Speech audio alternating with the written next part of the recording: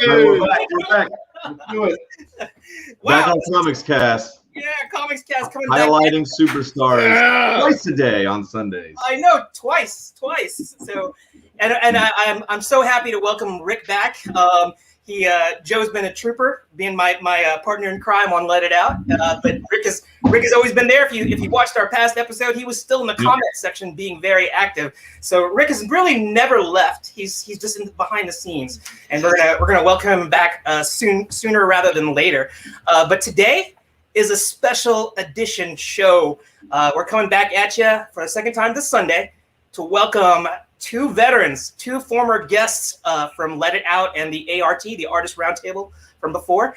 And I guess I shouldn't leave our audience in suspense. Let's just go ahead and get there. Yeah, these guys are old friends of the channel. Yes, they are. Great.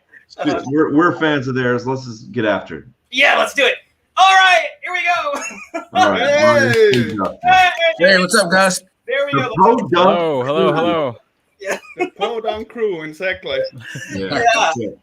Okay, so let me welcome and introduce Missed the first show. Go Yes. back on YouTube and watch it again. Leave a comment. All right. Yes. Well, no, do it after you watch this.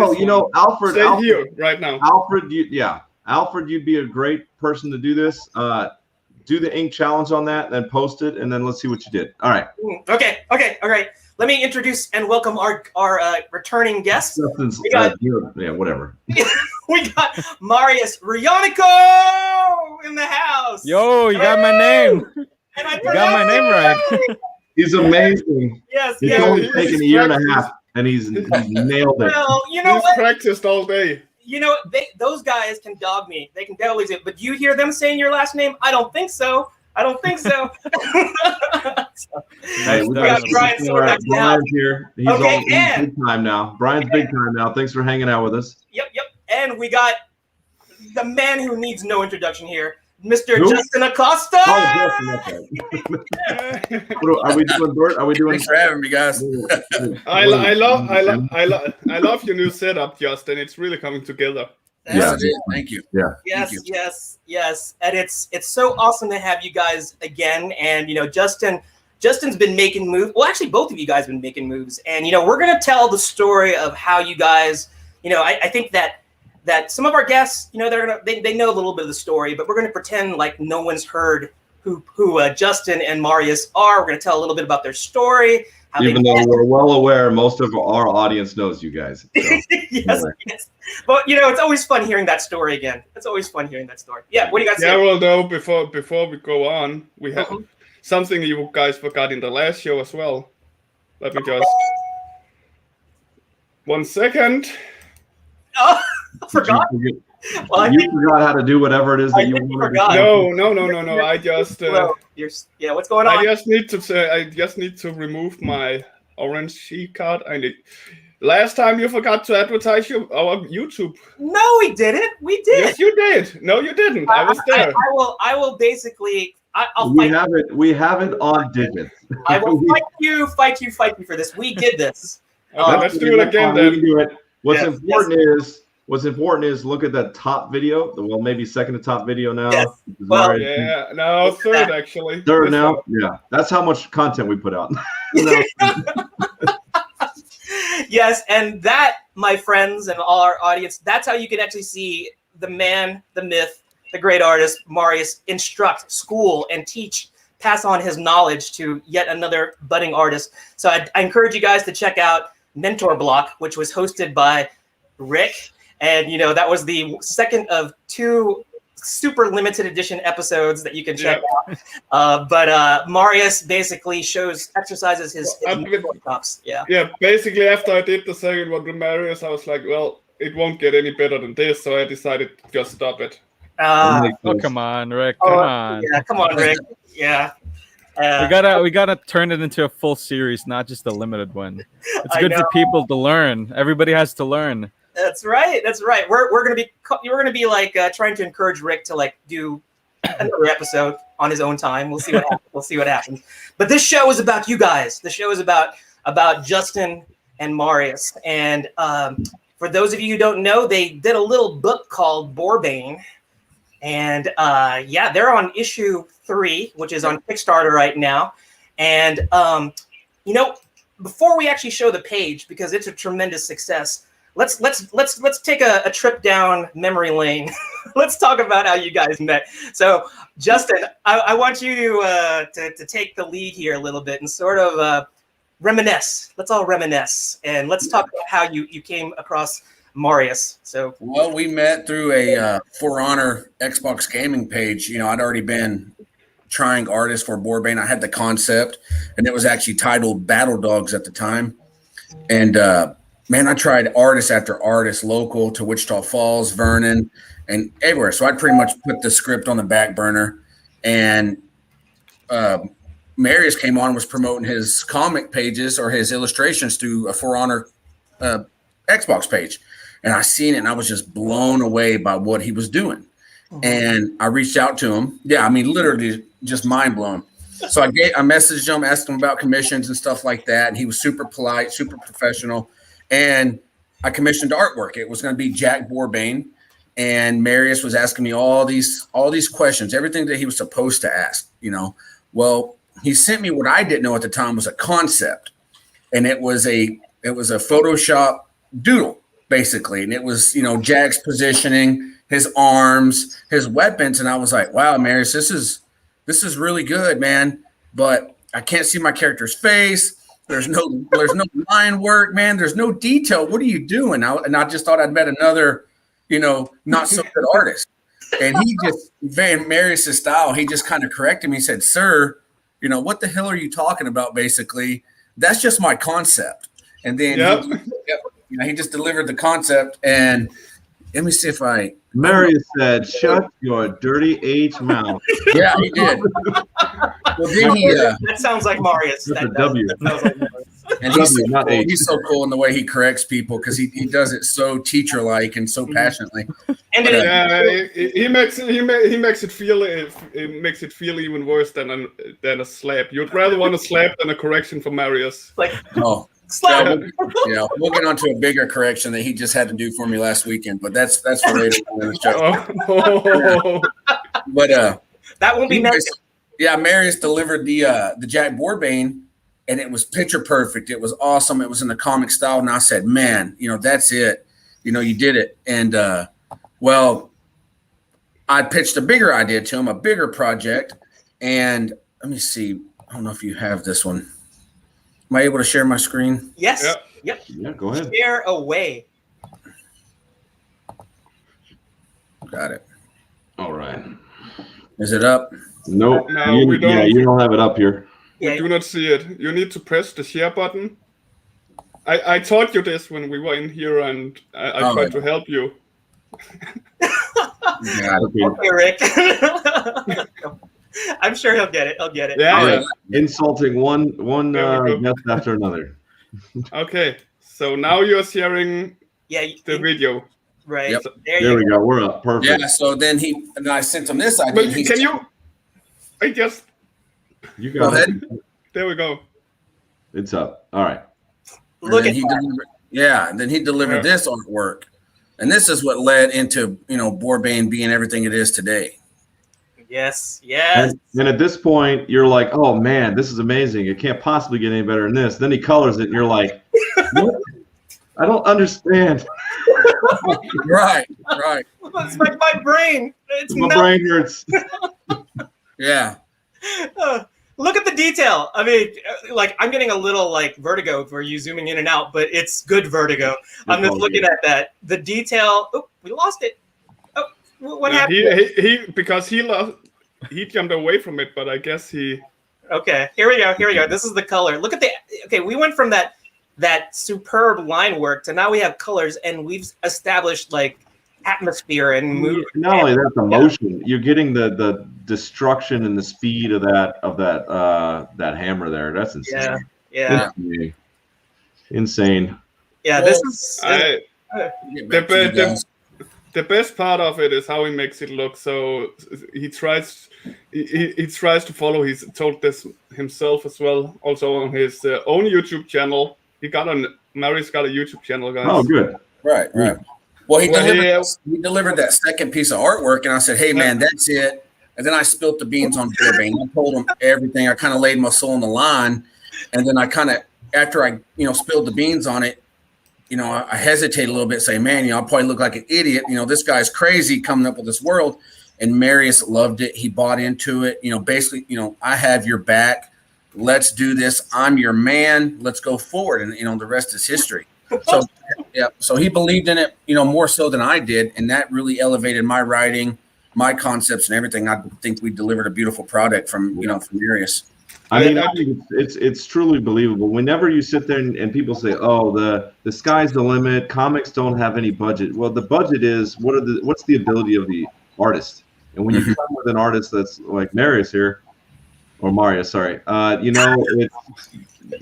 your writing has no limits, right? And that's an incredible thing. That's what I was about to say. That it feels like both of you are basically pushing each other in the good way, like naturally. Because very cool. You're so good. You're good in your field, Justin. Marius is good, isn't even the correct word, in his field. Yeah. So you help push each other up because you want to be equal. Your text would be equal to the art after all. So you build each other up. Let's take one step back. Now, when you guys talking about meeting each other, talking to each other, this is a good example for somebody else to learn how to do. So, Marius, you're in the Philippines. Freaking Justin is in Texas. Yeah. What circles are you going after as two different elements of trying to make those teams happen? Like a lot of people are floating around the internet on Instagram or whatever else, just kind of looking. How do you guys make those connections and put yourself out there in the right way? I'll go real quick just from a customer standpoint, because I didn't know what quality was. I thought, I've seen every Disney movie and Marvel movie, so I thought that caliber that Marius was delivering, I thought those guys worked in the mainstream media. They were already taken. Yeah. And it's amazing to think that guys like Marius and heck, even you guys, Rick, Gerald, and Joe, you guys are just as talented. And there's just this huge but sure. Well, there's this huge talent pool that's still being, chipped away. We're still mining you guys from the Rocky Mountains basically, and we're getting y'all out there. But I think the way Marius did it is I delivered my concept and he gave me a concept back. He just didn't run away with it and start drawing whatever he thought it was. So he took his time. He made sure his pricing was from top to bottom accurate, consistent, and it stayed that way throughout the process. So there was no gray areas. And I think as a customer, that's what I wanted. Was just knowing what I was going to pay, how much I was going to pay, and what I was going to receive, with that money. So he knocked that out of the park. Very professional approach. Before Marius answers, just to explain Justin's point, I would appreciate the compliments that people in the field and the indie world are good. We basically, every single person that has ever been a part of Comics Cast, we would have to be like Marius is like the Voltron of all of our side elements. We would have to come together to build Marius, all of our individual abilities. And what's even worse is, have you guys seen his brother's art? Yeah. He got this guy over here is a whole family of super talent. Their sister as well. Most families, brothers, they fight with their fists. You guys are drawing flip books and fighting each other with art. Growing up, we've had our battles. My siblings and I have had our battles, and good thing over the years we've mended them. And so currently we've been able to work together more, and I think that's very healthy for us, and it's a beautiful thing, because there was a time that when I couldn't even look my brother in the eye. I'm not gonna get into it, but it's complicated. Family my brother in 6 years. But things are going well, and it's helping the art. If we're gonna just look at the art, it's helping the art on both of our ends. Good. Yeah. Good. Okay, so your part, man. How do you other than just being badass and putting a picture on the internet, like that's gonna work, but how did you keep yourself out there? Well, I guess in essence, the first thing that I really thought of is to be badass. That's the thing that just stuck up in my head. I see all of these other artists out there who are doing really, really great, and then I'm like, what are they doing correct? How are they getting jobs? How did this one artist get hired, let's say, by Ubisoft to do the concept art for Honor? How did Michael Turner get into the field and then do all of the art for Spider-Man and Superman and and his own titles. Like that boggled me for many years. I couldn't really understand how an ordinary person could even reach these levels, because when I looked at these artists, I would say these are legends. They were born with it, so to speak. But that's actually the lie. No one's born with this talent. It's actually something that you have to grind for. It's something that you have to study. It's something that you have to learn day in, day out until you reach, hopefully, their levels, or maybe even do something better than them. But that's a very lofty goal, and it comes with hard work. That's what I've found. It's not something that you're handed on a platter, as the cliche line goes. And so I guess what I decided to do was to imitate what these guys were doing. And so I looked into manga panels, I looked into comic books, and I couldn't understand the technicality of it, but I picked what I could, and that's I guess that's what Justin saw in my work. That's the very first, because I did this headcanon For Honor comic book. I took some characters from For Honor and I put them into situations and then drew it out as a story, and people loved it. On Reddit, it got like 4,000, 6,000 likes. It's one of the most high-rated posts on the For Honor subgroup. And so I told myself, I'm doing something right, but I didn't necessarily know what it was. Right. And so that's what put me into this compelled drive, so to speak. I started to want to know the technicalities of it, because I realized that, sure, I was around, how old was I? In my 20s, early 20s. I'm 25 right now, so around 21, I guess. I realized that I knew how to draw, yeah, but I was very limited to drawing superheroes in standing poses. That's it. Yep. Like I didn't know how to draw them in combat. I didn't know how to draw environments. If you asked me to draw a car, heck, I couldn't even draw a wheel. I was at that point. But I could draw portraits. I could draw Superman. I could draw Spider-Man. I could draw Batman all day long. And then I realized that that's what a lot of artists, lower level artists, lack. They draw something that they like, and they stick drawing what they like. And clients won't hire you for drawing what you like. Clients will hire you for drawing what they want you to draw.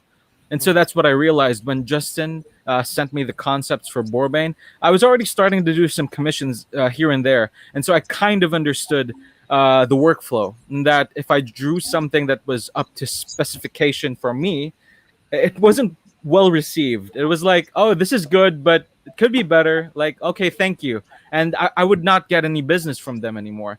But when I tried to, quote unquote, pry open their brain, pry open the mind of the client, and try to inspect what they really wanted from the artwork, and then that's when it clicked.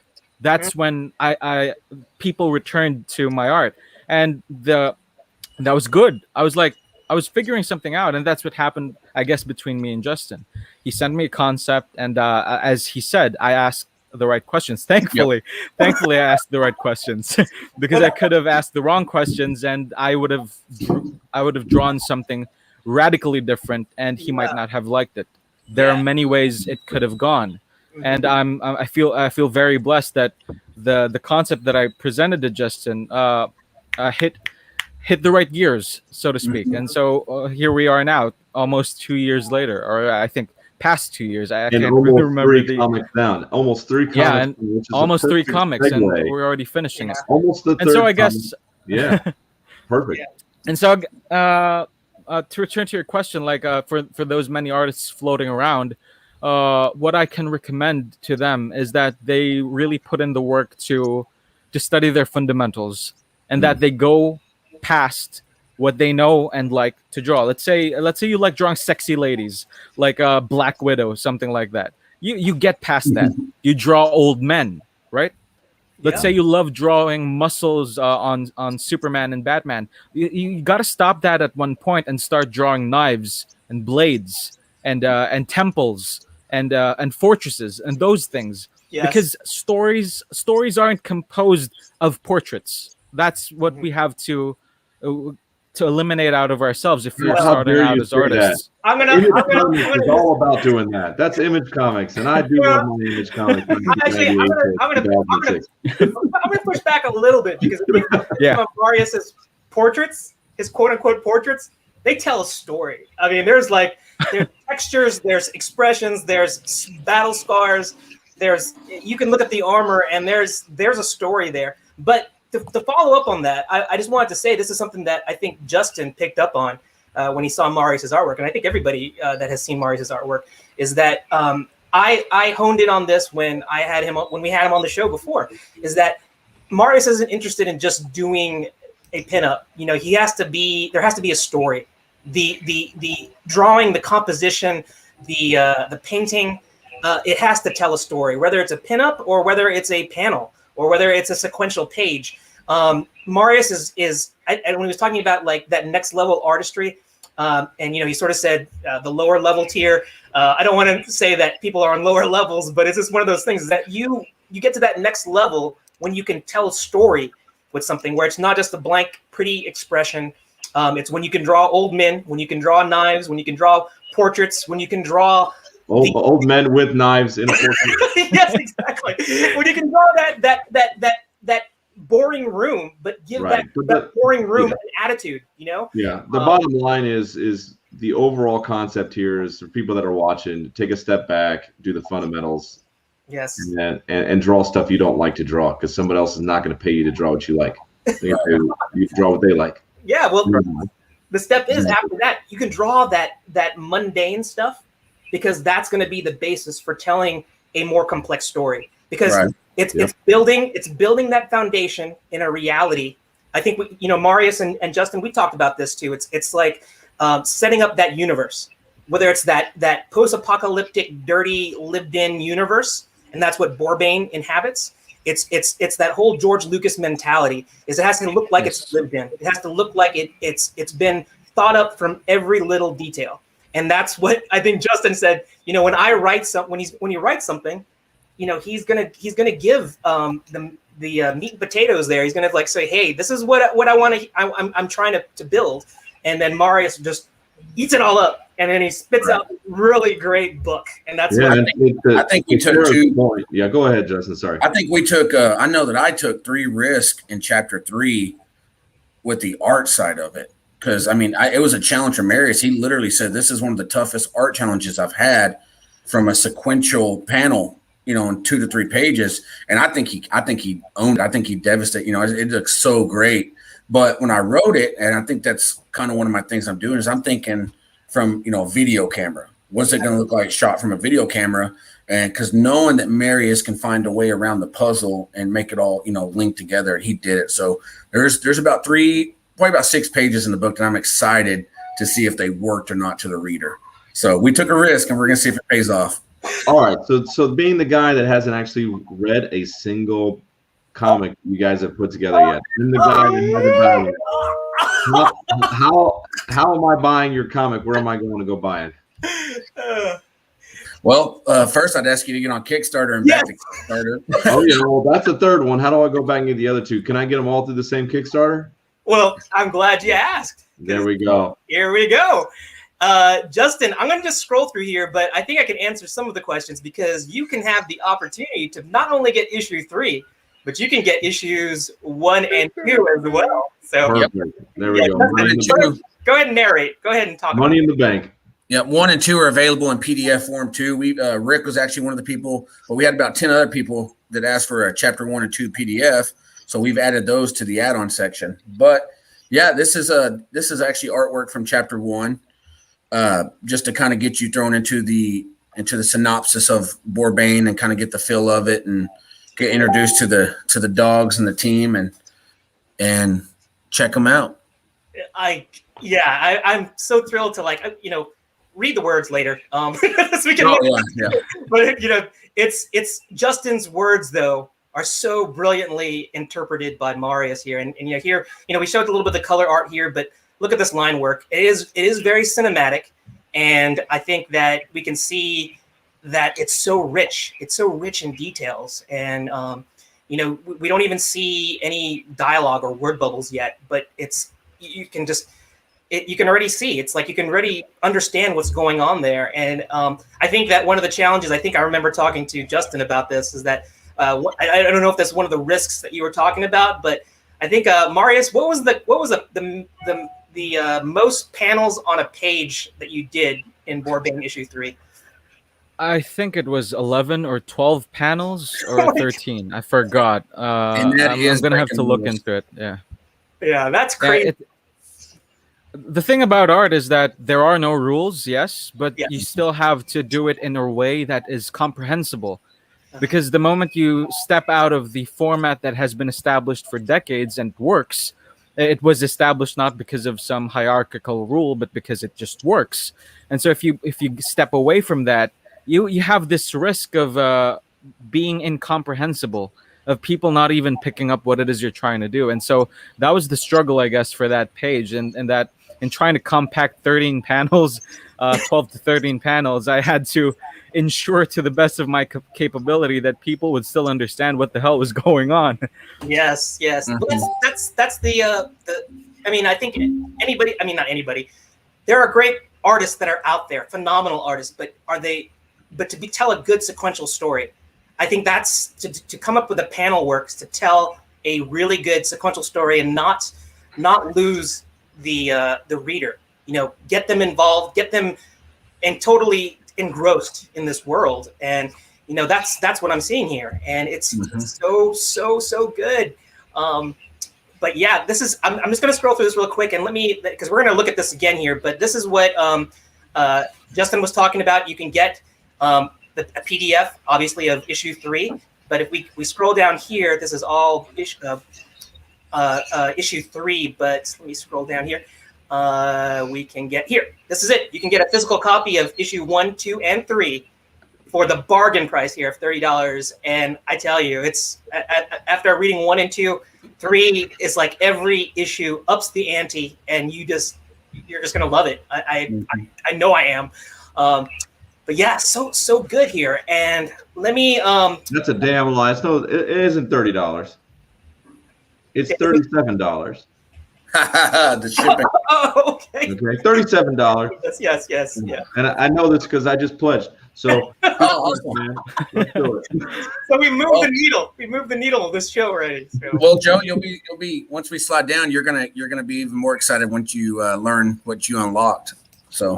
Okay. All right. Okay, here we go. We're gonna keep on going to add-ons, and this is what Justin was talking about. If you do want to get it, we get to meet you guys. Yeah. It's like we're going to the Philippines, everybody. But here we go. If you unlock $300,000, we will fly to each of your house. Yes. All right. So, Justin, you want me to keep on going down? Keep on scrolling. Oh, yes, sir. Yeah. Okay. Here we go. We're going. Wait, that's Harry Potter. No, that was. So cons are back in effect. So you're gonna have to check out Podunk Comics. That is the comic studio imprint that Justin has founded, and that's what Boar-Bane is being produced under. And he has when we get later on the show, we're going to talk about Podunk Comics and its future, as well as. Can we get a clarification of why you did the text that way? It looks like it either got stomped or sat on. Like it's graffiti. It's graffiti style. It's graffiti style. Yeah, it is. It's podunk. It's country. It's kind of a country meets city all in one. It's kind of the area I live in. Mm-hmm. So it's like Gerald was saying, it's just kind of graffiti and kind of tattoo and kind of cool. Yeah, I got you. No, I was just wondering that semicircle, like where that came from, that concept. Okay, got it. That's actually all done by Marius. Marius hand did all that. And what do you bring to the table again, Justin? He came up with a name. He's sitting there. That's his job. I'm sweaty and good looking. There you go. He's Jason Momoa. Keep a hold of that. Keep a hold of those rights, man. Marius gonna take it from you. Okay, here we go. We're at stretch goals. This is what we're talking about, right? Yeah. Okay, you go ahead and narrate. Let's go ahead. This is actually one of the pages from chapter 3 that is going to double as a poster. So this is our main villain, Daedon, and this is just a snippet, just kind of a teaser for it. But Marius is probably about 4 or 5 days from coloring this monster. So we're going to put this in a 12 by 18 poster, and every backer will get this. That's bad. Awesome. But just Man, to give you look at guys a scale, this is one of the main characters in this is part of Jack Boar-Bane's pack. Yep. And look at the size of this behemoth. I mean, it's oh my gosh. That's it's a bull skull on his abdomen there. So yeah, just Check it great. out. Yeah. And then we have here we're going up to the $3,750 every backer will receive a Sully sticker. Here we go. Yep. That's from my friend Stephanie Santos. I met her out at Lubbock Con, and she's been making these stickers for me. So I appreciate her very much. She's been doing an awesome job. And we have a variant, the non-bloody version, and it's still so cute, brutally cute. It is. So, That's the Danish one. We didn't know if they would like blood in Denmark. So No, we don't like that. We don't like blood in Denmark. Ew. and here, this is what's really exciting. This is Jack's Hunter's Handbook. This was unlocked at $4,000. So every backer will receive I think it's going to be 28 pages with this cover, just all the handbook artwork that's been in chapter 2 and 3 with an additional 6 pages that will be added to this handbook. And this will be a fully comic book size printout, and you'll be able to kind of read some of Jack's hunts that you don't get to see in chapter 1, 2, and 3. So it's a little bit behind the scenes, Jack's thoughts, what means the world to him with his dogs, his weapons, and things that he's lost and loved. So it's a pretty cool little extra. yeah, this is that lived in dirty universe. This is just extra icing on that cake in terms of like being able to get the readers inside the mind of Justin and Marius to really know. Yeah, we're right over 4.6, guys. So we need to keep pumping that up. Let's go. Okay, here we go. So Yep. And this one's going to be super cool. At 4,500, which was unlocked, I'm going to compile chapter 1, 2, and 3, all the inked artwork from Marius. Oh, Yep.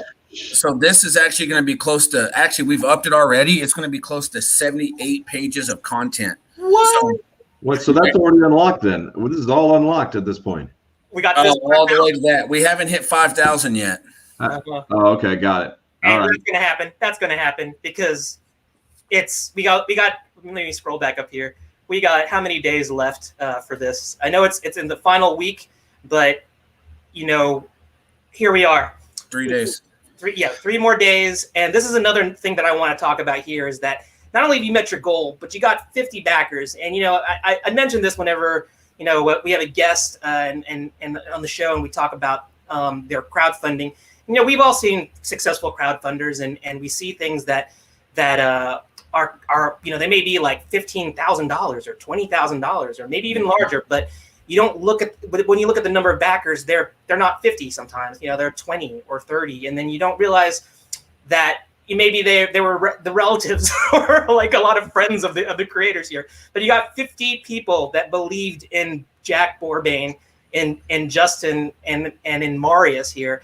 And they believe in it so much that they've helped you, reach past the goal. And it's just amazing to see that. And I'll do the devil and angel on the shoulder here. That number should be 250. You guys are incredible. People, we just got to get the word out. I don't know what's going on, but people need to see this. And like you said, how much extra things that people get that's not the comic. And on top of that, you're not buying just the one comic and you're not sure if there's going to be any more story. A lot of Kickstarters, a lot of the go-go stuff, people are just grinding, and sometimes you can't complete your stories. You guys are clearly going to finish your story. Right. The guys that are going to be backing this and buying these books and stories are going to be able to finish the story along with you guys. So you're getting all 3 books. I just got all 3 books.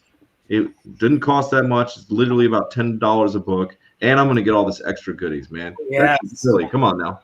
Right. Come on now. Yeah, Justin, do you mind? You want me to go ahead and play this little movie that you have here, so we can go ahead and The little movie. You mean this badass trailer? Let's watch this badass trailer. All right. Here we go. We're gonna play it. Here we go. The little movie.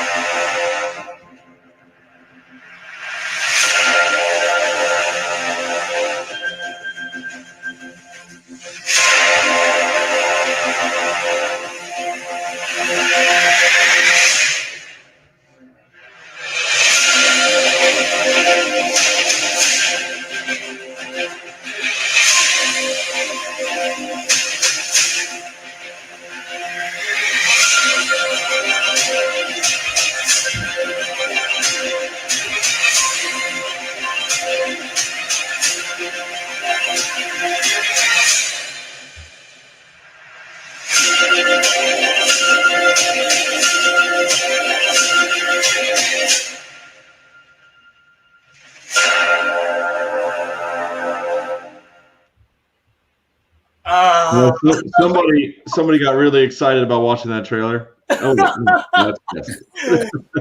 Oh my gosh, that's so. it was awesome, man.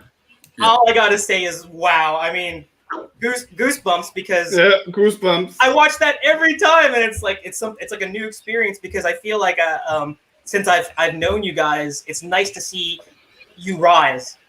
You know, I love that. Thank you.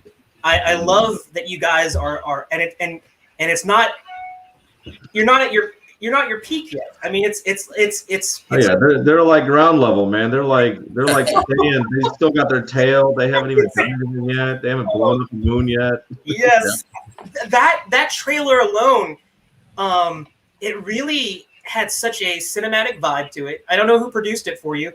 Who did that, Justin? Just an artist off Fiverr. Okay, yeah. Maverick has been doing some of my Fallen Rock stuff, which we'll get into that. And I like to use Maverick when I can. But yeah, that was just an artist from Fiverr. Yeah, so. Well, I'm going to say that Justin is the ultimate communicator because he's like he gets this vision in his head and how he expresses that to Marius, how he gets it to that artist to do that trailer for it. Yeah, it's riveting. And I think that just goes to show the caliber of what Podunk Comics is aiming for in terms of what they want to bring it, you know, bring it on, you know, as an independent creator. Upper. Is Marius frozen or is he sleeping? I'm awake. It's like early in the morning. I don't know. I was like, was he blinking? No. I'm listening intently. Yes. All right, so I should have kept my smile on. Yeah. We're gonna. Yeah, you were smiling. You were just hiding it behind your microphone. Oh yeah. It was like this. Yeah. It's like he lets the pictures express things for him. But I'm gonna hand it back over to you, Marius, at this point because I want you to kind of like you have some visuals that we talked about, and I would love Justin and you to talk about your process because this, like I said, we got Justin who's in Texas, United States. We got Marius in the Philippines, and it's such a wonder to me that you guys are on other sides of the planet and you're creating this awesome content.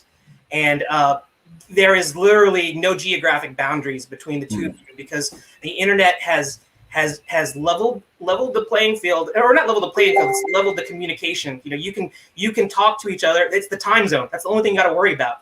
Right. There's a 12-hour difference for me. I guess like 11 hours, I guess, for you, Justin. But it's just one of those things is that, yes, you found somebody that can really make your vision a reality.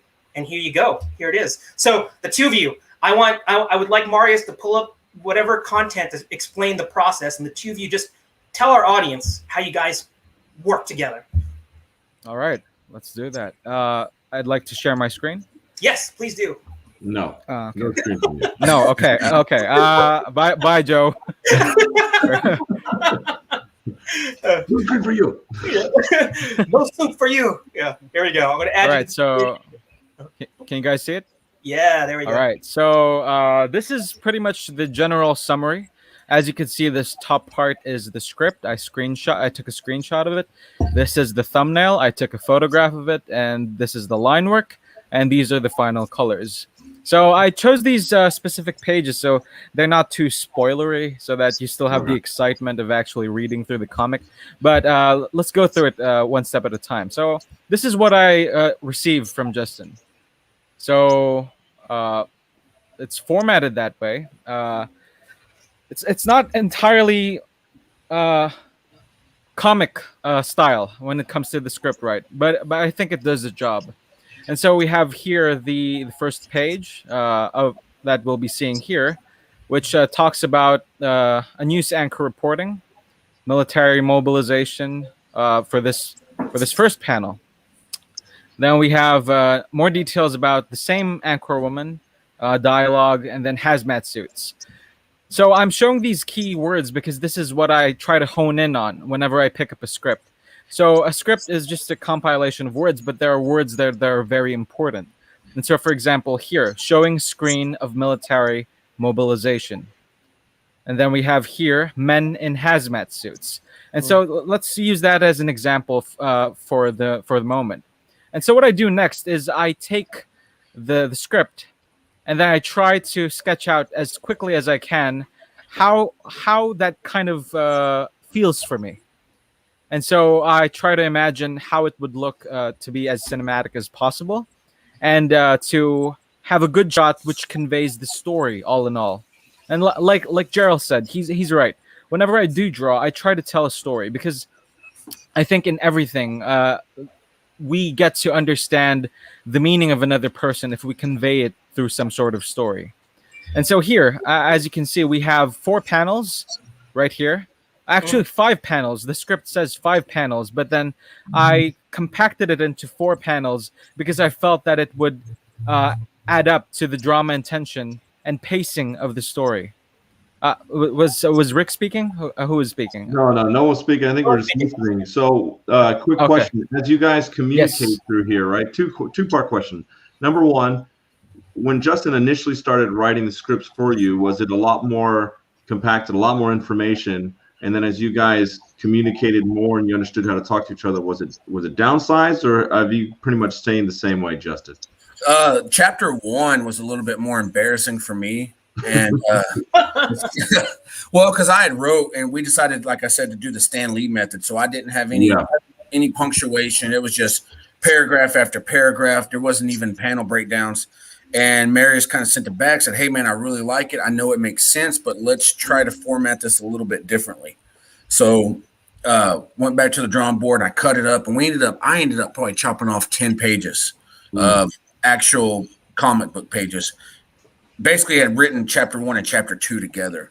And so we went back and, cut all the important stuff, or I'm sorry, we left the important stuff and cut all the extra fat off, and we got chapter 1. And then he told me kind of a format that he really liked. And so chapter 2 was a lot better formatted.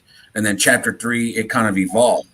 So when he gets to this point right here where you're seeing the sketches, very rarely do I have to make any corrections or anything. I may say, hey, maybe a pistol change or, a different pose for the dog. But for the most part, I mean, Marius is 99.9% effective at this point. And that was going to be my second question, if the thumbnails get tossed around Marius or not. So that's good. Like, basically, it's like, no, you're good, moving forward. Okay, cool. Yeah, I'm just curious about the process. Yep. All right, carry on, Marius. Awesome. Carry on. Sure.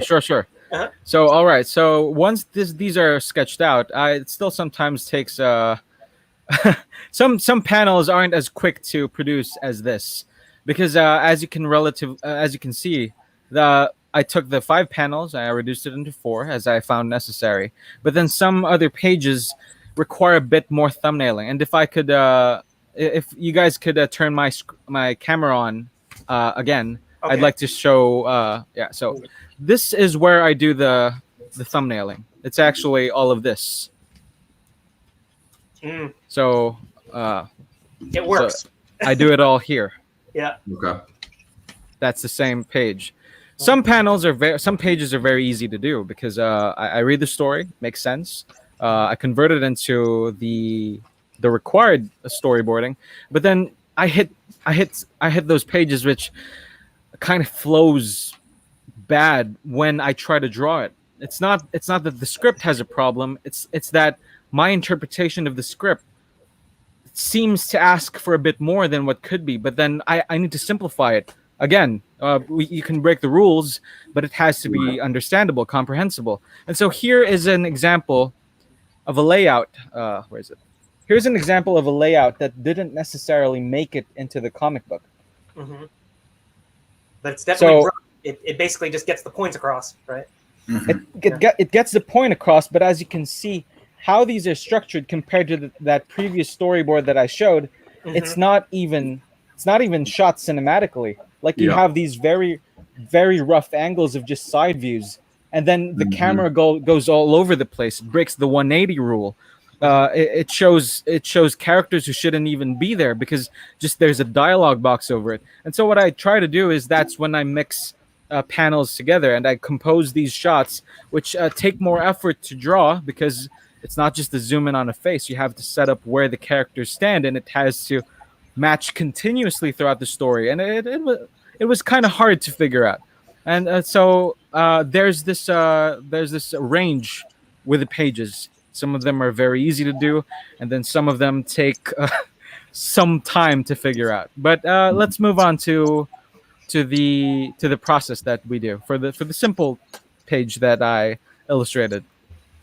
So here, this is how the storyboard turned out, and this is the final result. All right, so I'm like, I remember all the keywords now. We got woman, hazmat suit. We got like the. So you have woman, military. Yep. News anchor, hazmat suit. Yeah. Oh, and there was also military mobilization, right?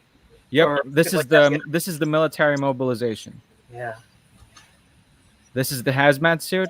This is the militia. And can you go up a couple panels real quick, Marius? Sure. When I say news anchor and military mobilization, look how they're almost what's the word, collaged together. You know, her face is coming out of the soldier's back. Like, there's no way I could have ever written that. And for him to take that and create that panel that's 3 inches by 6 inches, and what he was able to do with that off my words that was left up to interpretation, he just killed it. Like, he took my idea and just expanded on it. And, where I say, page 10, 6 panels, 6 to 7 panels. And like, he was saying sometimes it might end up being 4 panels or 5 panels. So Marius is probably he's got to be one of the best in the world about seeing something that doesn't work. Because when I'm writing the script, I'll actually stand up in my living room and I'll run through all the dialogue out loud. Would it make sense for the person to be talking here? Would it make sense? And there's a lot of background stuff that you don't see, and Marius just picks up on it immediately and just delivers it. And not to mention that top panel, like it breaks like one of the immediate rules you would ever do, ever.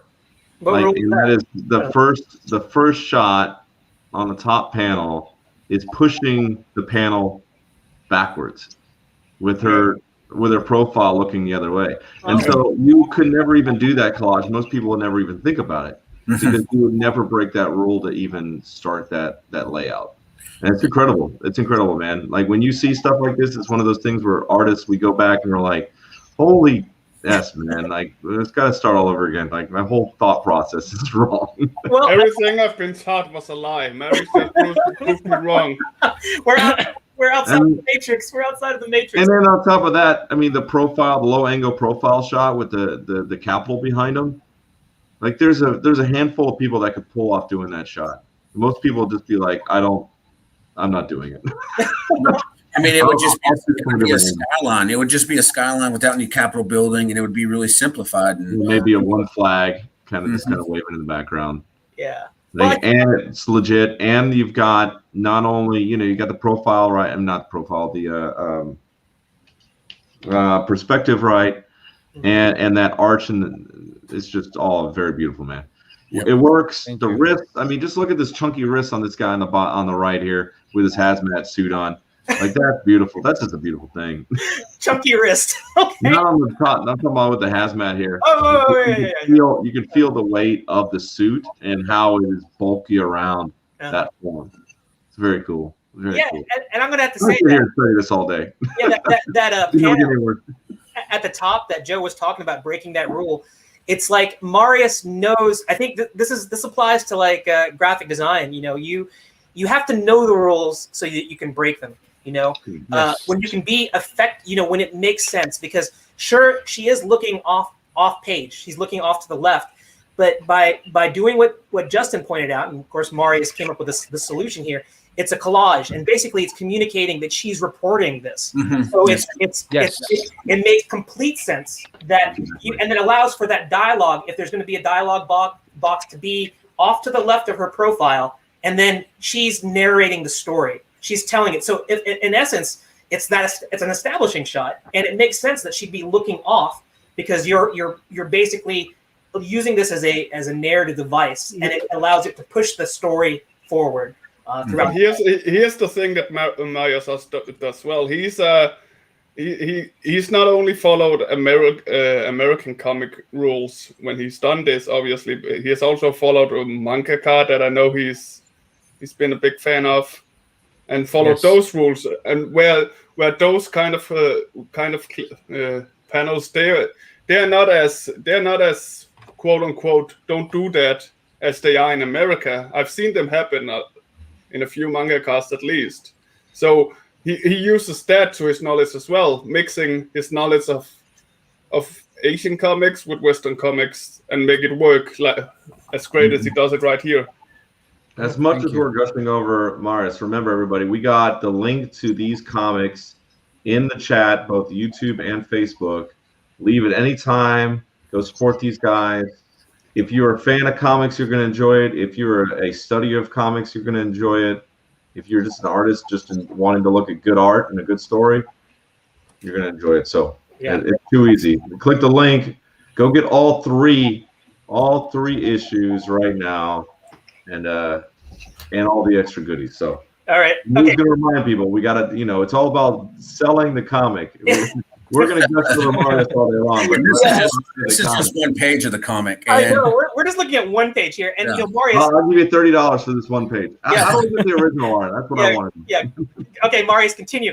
Carry on. Let's keep on going. All right. Yep. So once all of the details have been established, I try to look into real world elements. Like I try to be as accurate as possible.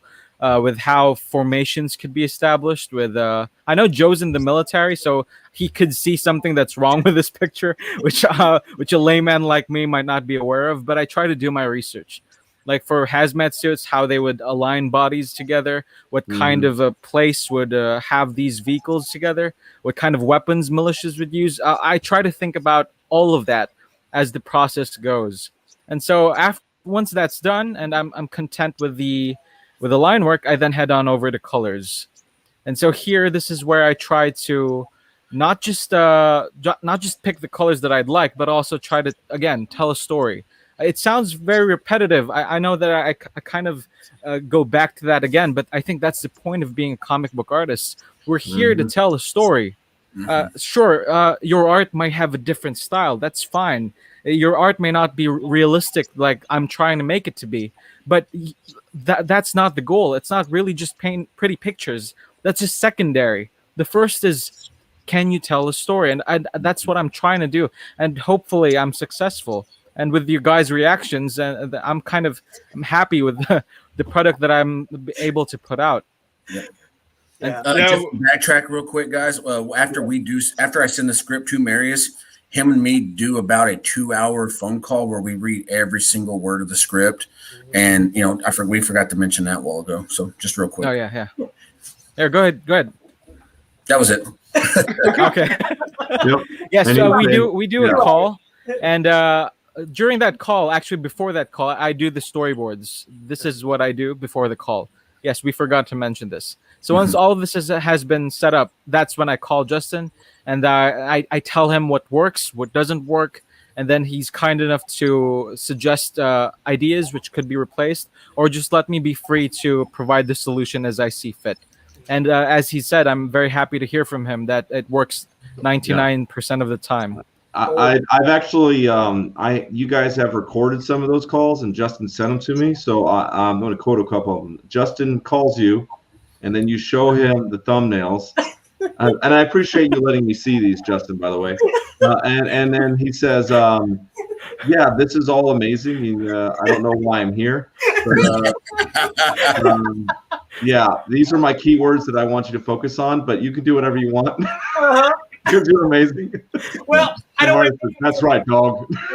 Well, not to take away from Justin's phenomenal part. That's not a direct quote, by the way. Not a direct quote. It is his story. Marius also doesn't say, like, we're looking at this process here. He hasn't mentioned there's this magic button that he hits and it just bang, it just appears. It's like, you know what? I can just make it happen. That's it. I might drop. I just do it. Magic button. That's all it is. No. Yep. Just amazing. Yeah. But I was wondering about that turnaround time. The turnaround is longer than I'd like because for one, I'm still living with my family, and so there are a lot of things that happen which cannot be avoided. Right. I'm trying to get out of the house. Actually, there are things happening with the family right now which would help with me securing a more workplace situation. And so for these pages, I really would like to finish them in just 2 days, from line work to painting. 2 days, yes. I've got an So additional, a day. Yeah, Marius, I've got an additional room in my house now. If you need art studio space, I have a room as well. I have a room as He's well. coming to Texas, guys. That's Yeah, what I know. I think it's Texas. But you know what? I'm Filipino, so you know what? We got that, brother. We got, I got everything. You know, you just got to come here. But you can speak Philippines to each other. Siguradong may chinela si Gerald sa bahay. First off, did Rick just say we can speak Philippines to each other? That's not. That's what he said. Tagalog, I forgot the word for a second. Excuse me. Okay. Hey, Rick's learning Tagalog, huh? He is. He's learning all the bad words. Roy's teaching me. Roy and Joy is teaching me. You're creating a monster. You're creating a monster. He's going to be like on a Filipino soap opera. Yeah. And featuring Rick, and he's just gonna totally like. You're gonna have like all these Filipino women that are just gonna be fawning over him because you know. Oh wow! He's the Viking. Rick's greatest dream. Yes, the Viking coming to conquer the Philippines. Yeah. So I need to say something that I've been interrupted in saying it for like. Yeah, I interrupted you. My bad. Go ahead.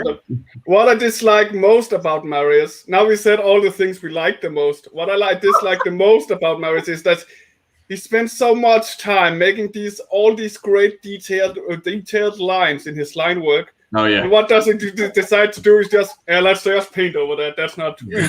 I mean, why? Why do it then? Why do I asked him and he said it just feels like something I want to do. It just feels easier for me to see it done like this first. Yeah. And it's not wasted. I've actually taken that criticism because in the past book I do paint over them, but as you can see now, the lines are still there. Yeah. And it's not. I was about to add that, but this time you added the lines, and it wasn't criticism. It was just like I just didn't understand why you would. Oh, yeah, no, it's fine. It's fine. Completely over the lines after. Yeah, Rick is definitely sensitive to when artists overexert themselves. You know, he's very concerned about I understand. well-being of artists. And what I would like to say is that it is not for loss, because thanks to Justin's just brilliant stroke of genius, he's making that a stretch goal that you can see all that brilliant line work that's being created. So it's not being wasted. You get to appreciate on two fronts. You get to see the finished colored work that's visually painted, and you get to see the line work. So it's not wasted at all. We were hoping we had more time. We were going to do the live drawing of the cover for that today, but it's going to be inked Boar-Bane with Marius Reonico. You know, so he's going to do a cool sketch cover like Gerald was doing at the Comic-Con. So that's the way he's going to treat it. He's going to do a quick 20-minute sketch, and that's what you're going to get, and that's what's going to get printed. So. Yeah, awesome. All right, I've been interrupting Marius. Marius, thrilled about it. Story. Well, yeah, and Marius, when you go over this, can you go over the lighting too? I think we get into a lot of the line work and a lot of the storytelling, but you know, your coloring is also on point, just on the same level as everything else. So I think lighting is one of those things that a lot of even great or good colorists haven't really figured out yet. I know where he tells more about that. Right. There's a show Mensa Block. He talks about this for an hour and he does it very well, and I encourage everybody to go there and see it. Okay.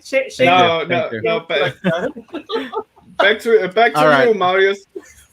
All right. So when it comes to lighting, for example, we have several setups here. As you can see, we have, because I try to break it down first, what kind of scene we're technically quote unquote shooting. Because like Justin said, he imagines the shots in his head. I do the same thing. But in this case, I try to consider the elements in the scene, what kind of daylight affects the characters, where the sun is coming from, what level of global illumination there is, what smaller beacons of light there are. what the cloud formations will be like during a scene, and that's what I try to include into the setup whenever I do these. And so, for example, we have a studio lighting for the girl, studio light, studio. This is actually dramatic lighting. I tried to play off of Roger Deakins in his Skyfall shot when James Bond pops into the frame, and so that's what I did there. Because fun fact, when I painted this, her entire face, not even slightly covered in shadow, wasn't working. It was contrasting badly with the rest of these militias here. And so what I wanted to do is to highlight just her eye and then create some sort of vignette. So if you squint your eyes, she becomes a vignette to the rest of the panel. And so that's what I did. So yeah, when it comes to lighting, I guess if we were going to go into some tips that I've come to find, is that first identify your light sources. Like for example, here we have huge Batman kind of from the Dark Knight, some kind of light sources that come like here. So you have to ask yourself, how strong is the light source? How much effect will they have on the characters? And the second thing is to identify the materials of the characters in the scene. For example, we have concrete here, we have the nurse gown here, we have probably concrete again. That's what I imagined. And then you have all of these different materials, and you have to ask yourself with a third question, how do they react to the light? How do they react to the color of the light? And so we have white light here, and we can't necessarily just color them red. That's just because you want to. Sometimes it works for dramatic effect, but you have to be very considerate when it comes to approaching these.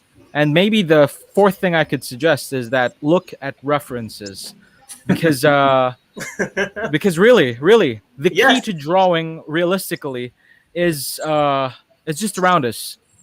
Like play around with your room, buy different flashlights, watch your favorite movies. Actually, watch your favorite movies. Yes. And then don't just watch them just for the sake of enjoyment, but try to study them. Yes, study them. And so I have my own list of films that I deeply adore, and then I try to play off of what they do because they're already masters of it. And so why try to reinvent the wheel, right? Why try to do something that doesn't work? Center mass, Marius. Go back to that center mass. I'm going to call you. That center one with the lighting on top. All right, number one. Okay, you're not some hot shot that's perfect all the time. Okay, all right. Okay, I'm not here to tell you that. Okay. All right, I'm going to use my one F-bomb. Oh, no. What? You're using this. You are trying to emulate a fisheye fucking lens, and that ain't right. That ain't right. Stop it. All right, that's not a legitimate fisheye lens. Okay. Sure. It's a wide outside slightly. It's a wide angle. It's not a no, it's not. No, that top, that lighting would not bow like that unless it was a fisheye lens. Okay, that's not wide angle. Sure. I'm not buying it. It's a wide angle. Half fisheye angled it, and he wide angled it. You got to pick one. You can't do them both. I'm out. I want my money back. Joe wants to fight. Joe wants to fight somebody. How dare you? Okay, I found some flaw in your armor. Yeah. Hit your ankle. You're done. Joe smells some fishy, eh? And then he called you out on it. All right, wait. I'm going to defend Marius's choice here. No, it's garbage. Don't defend it. I know. Okay. I agree. This is my brother.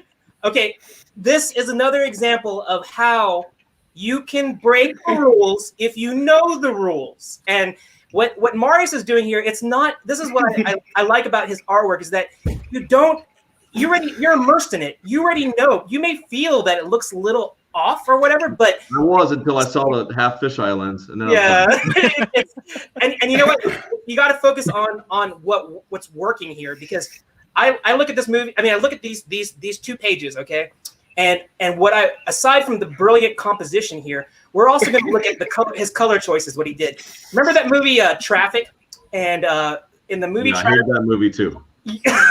Well, I'm going to tell you that the director, what he did is that he used a different color filter for each different story, right? Yeah. So what Marius is doing here is he's using color theory here so that you don't get lost. So subconsciously, as you're reading this, you see the shift from scenes from the newsroom, the news studio, to the outdoors with the military, to the sterile environment of this lab, and he's established a color theory to go along with it. So yes, you may pick up on how the fisheye wide eye lens is used incorrectly, but I think that look at it. But that goes back to like what I'm saying though, is like if you're gonna go study something, study Marius's work, because it's like you get so many different elements. Like I used to study YouTube all the time about coloring, and one of the biggest things for comic book coloring is to understand color temperature and the lighting and the tone that you want to set in each scene,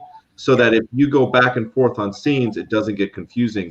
You're already going to be emotionally tied to each scene just with the colors themselves. So it goes back to like you could just as a textbook. I mean, just textbook watching this. Yes. Yep. Absolutely. Go for it, Marius. Take us to school. No, now he's sad. Marius is sad now. Thanks, Joe. Thank you, Joe. No, I'm not sad. Actually, I'd like to add to what Joe said. He's actually correct in identifying that this is a combination of fisheye and wide lens. Because this was taken, my reference of this is a smaller scale version of a veterinary clinic. And so I took elements of that and I magnified it into a scale in which it's pretty much 3 stories high. The ceiling is 3 stories high, 2 to 3 stories. And so and I also had to extend the setup to have these hallways here. And so it was a miscalculation in my assessment of the horizon line and where the what do you call it? The vanishing point? Where the contact points, vanishing points, yes, where the vanishing points would be. So he's right in saying that I could have actually moved the vanishing point, the left one, which is right here, I could have pushed it a little more here, and did the same thing with the other one, so that we'd end up with something like a 13 mm angle, 13 mm lens. So I'm also factoring the lens into this. Yeah. So you're saying Joe was right? What? He's right. He's right. Yes, he's right. If I could identify all the mistakes in these 2 pages, I can, because there are still a lot of things that I need to improve upon. No, I just wanted to point out that even Superman has kryptonite, and that's okay. And that we I'm agreeing with you, Joe. It's okay. Because as artists, we have to identify what we're weak at.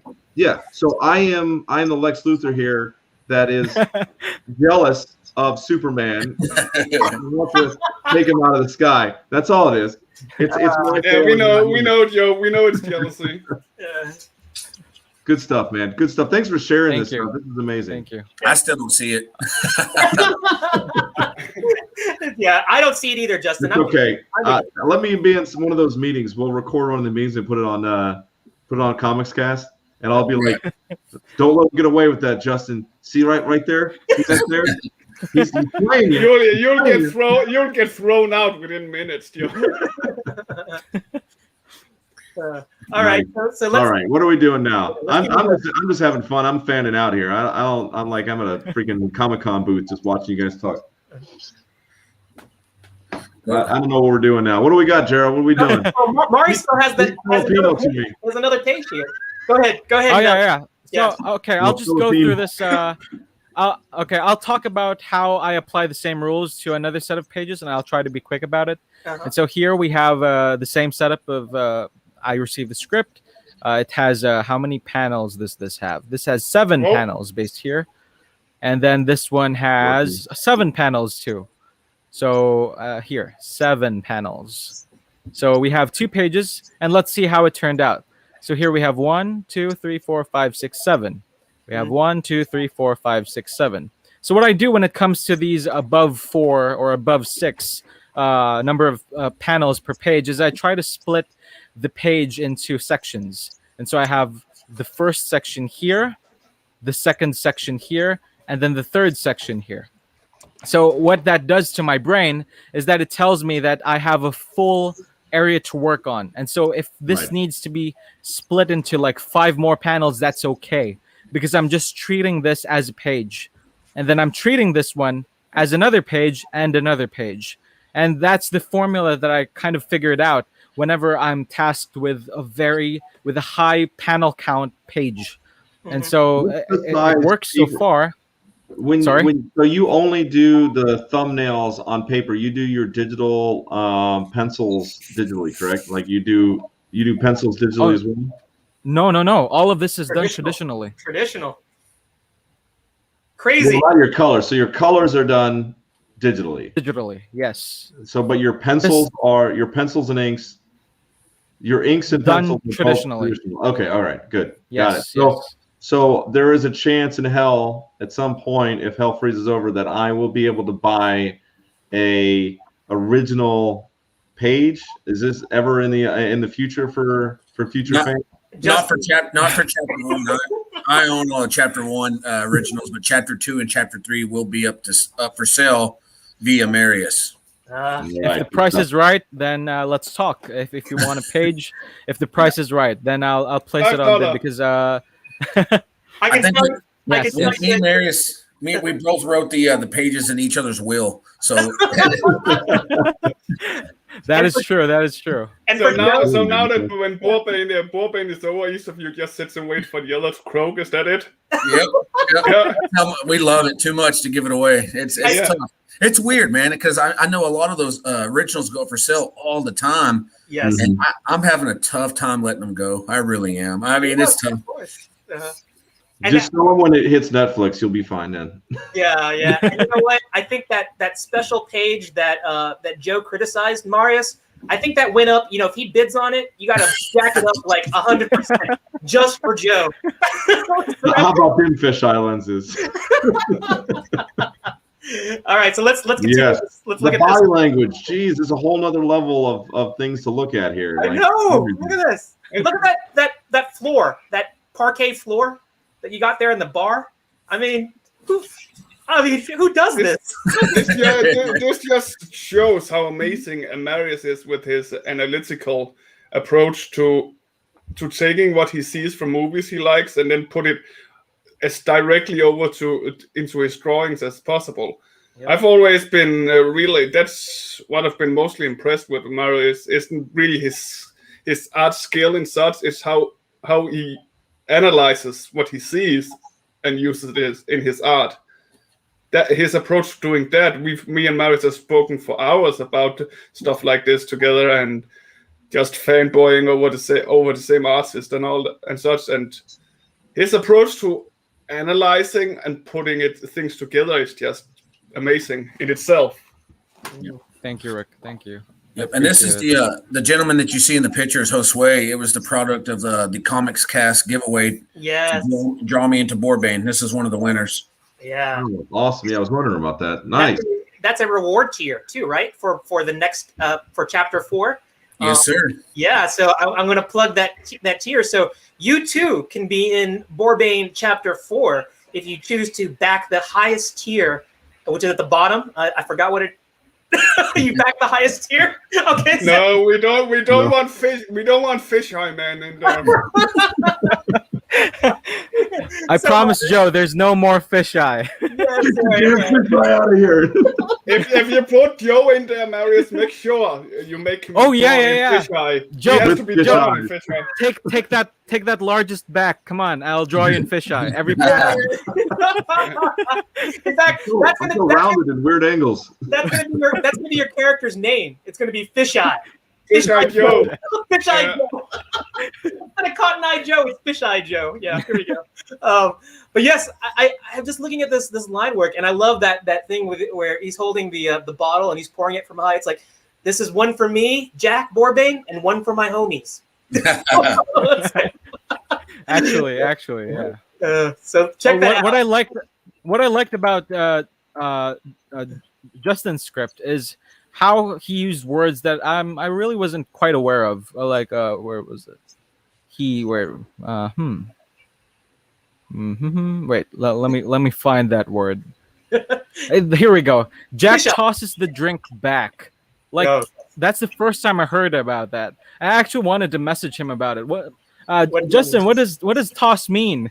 That means, And so I thought he like Yeah, That Justin means is taking a like, shot. it's called America. There's no A. it's Once called you get that down, America, you figure it Marius. out. You wouldn't understand. It's not America.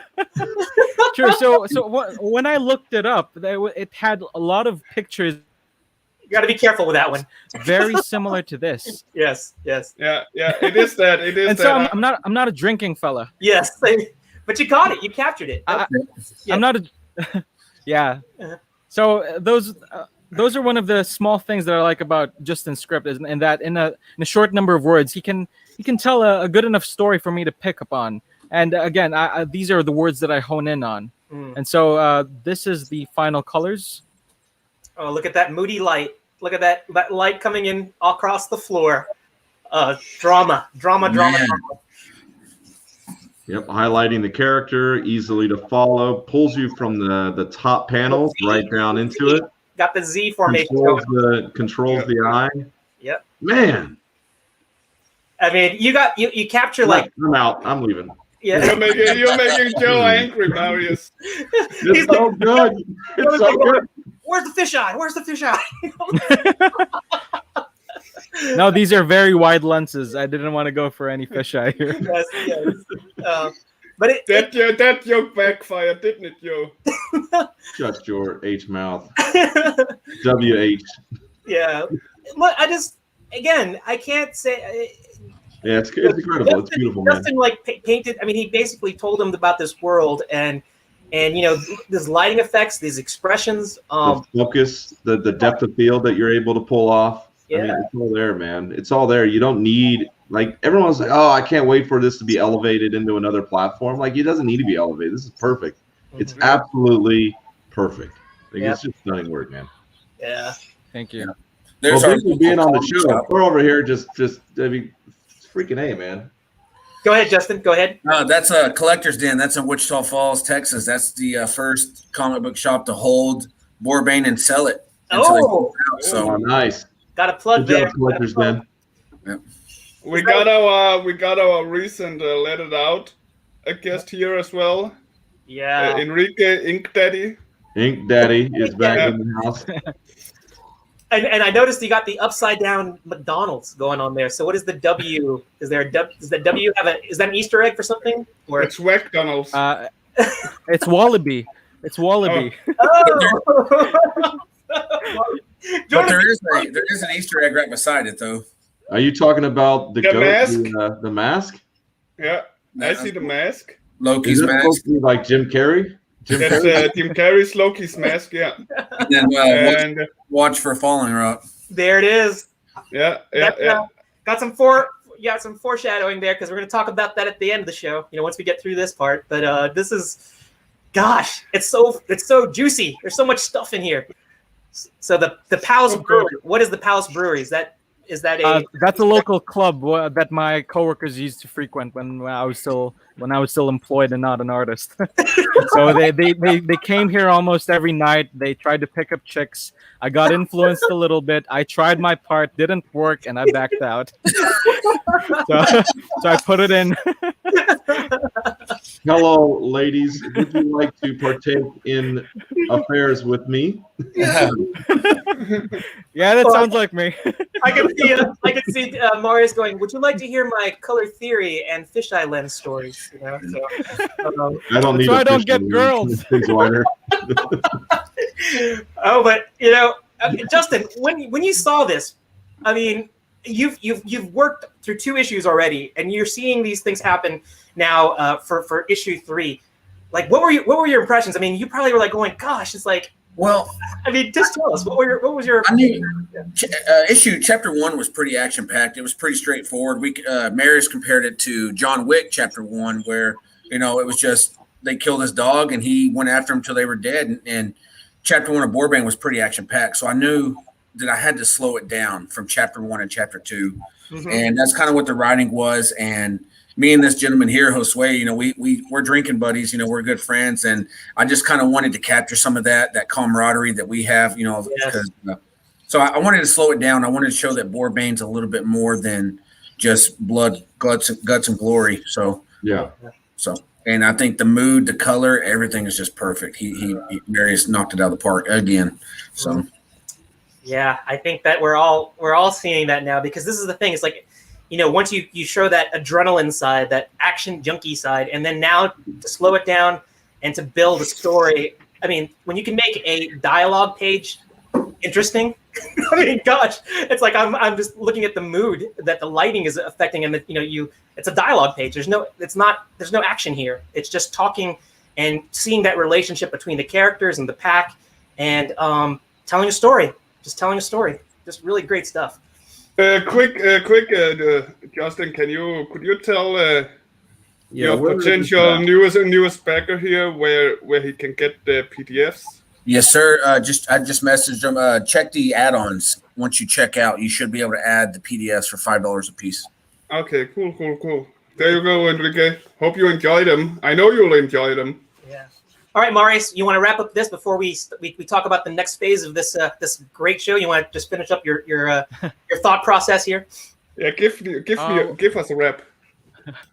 Okay. Well, I guess to summarize, for all aspiring artists out there who are still trying to get into the indie scene, trying to get writers, or if you're trying to write for yourself and try to illustrate your work, try to be what's this? Maybe the first thing I could suggest is be precise with your language, because this would really reinforce what you're trying to tell.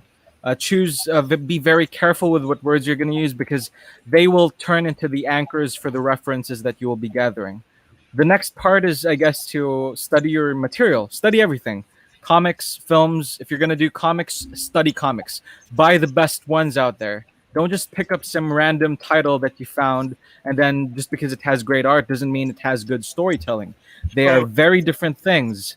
And so you try to get the classics like Watchmen. But if you're like 12 years old, don't pick up Watchmen. Good advice. Right, but try to look into these top level stories already done by the masters. We look up to them for a reason, so why not study them, right? And so from there, try not just to focus in the field of comics. If you're doing comics, look into video games, because a lot of what I try to do here come from a lot of talks that I watched through the GDC, Game Development Conference. It's on YouTube. It's for free. It houses some of the best designers when it comes to games, and a lot of game theory, especially the artistic side, can apply to comics. It all matches out. And so the silhouettes here, the lighting direction, I picked that up not just from films but also from games, because there are a ton of similarities. And so study them. So if you have this urge to like spend 3 hours playing games, don't. Just watch a walkthrough on YouTube and just pause it whenever you see a good frame, and then do your studies in that method. Another thing I can recommend. Sorry, yeah. No. Go on. Okay. Another thing I can recommend that I'm currently studying right now is our free sessions. They're actually almost like a school. It's actually called FZD School on YouTube. It's also for free. Awesome. He breaks down a ton of industry level design. Yes. Because if you want to get into this field and produce concept work, because that's what I try to do. If you look at these artworks, I try to imagine the complexity that it would take for an actual movie house production to create these. Like Torin would be CGI, of course. Like what materials would these soldiers have, etc., etc. So stock up with knowledge, build your visual library, and then execute slowly. Don't go jumping into these scenes without knowledge, and don't go jumping into these scenes aiming to finish quickly, because if these pages on a good day take me 1 day to do the line work and then another day to do the colors, don't expect to do them that fast. You will struggle, and it's okay. It's okay to struggle. It's part of the journey towards getting better. And I'm still struggling. Like there are still days when I'm like just baffled. My head hurts, my back hurts, and I don't know what to draw. I don't know what to paint. And it's okay. It's part of it. I guess the trick is not to give up whenever that pain comes at you. You have to just brute force your way and draw, tell stories. And I guess that's my wrap up for this segment. Oh, that's a nice wrap. It is a nice wrap. That's a wrap with a nice bow on top of it. So it's just awesome. So like, I really, like I said, I really want to show the thought process, the design process, that the collaboration between Justin and Marius, and that was just brilliantly communicated. So as we move to the next portion, this is where we're going to talk a little bit about the future. Wait, so we're leaving this block? This block of what we were doing? Before you want to talk about some more fisheye? No, I'm just curious. This is the block where we had Marius as like a mentor talking to us. Like, oh, right, that's right. Yes. Like mentor block.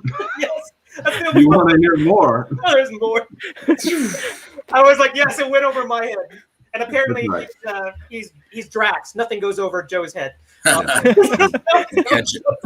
If you want to hear more teaching from the very smart Marius, look no further than our YouTube channel. Yep. Mentor Blog episode 2. And then message Rick Marius and tell him that you want more. Message Rick and tell him you want more. More. I will block you if you do.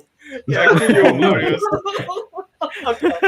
All right. Okay. So now that we've got to talk about the process and how it's so brilliantly executed, let's talk about Podunk and Podunk Comics, what the future is going to be, because I think when I talked to Justin, Justin is a very methodical man. I mean, I talked to him and he has a vision of where he wants things to be, and he's already a talented businessman, I would say. He has several body and repair and auto detailing shops. I think, is there 6 of them? Is that Epic Auto? We have 3. We have 3 locations. Oh, 3 locations. Yeah. 3 locations. Yeah. And that discipline and that entrepreneurship is translated into what he's doing with Podunk Comics. And if you watched our last episode, he had some big plans in terms of what he wants to put Vernon on the map. And it already is, because that's the home of Podunk Comics. And I would like to take this moment to kind of let Justin talk about what is in store and for Podunk Comics, like what the future is, some of those new titles that you have, things that I want people to get excited about. So Justin, tell us about it. Well, just to kind of expand on what Marius was talking about with, not necessarily being a one-trick pony, is with the writing, I didn't want to, have my post-apocalyptic world with Boar-Bane. I want to write other books, love stories, action, comedies, and stuff like that. So I have some things in the chamber. I have a medieval fantasy book that I'm writing, comic book that we already have artwork for, and Gerald's been working with me on that. And then we have a modern superhero book that we're working on, Watch for Fallen Rock. And then also, yeah. And then also I have some artwork being done, a promotion from a gentleman named Flavio Pop. His Instagram is Leaking Color. He's from Romania.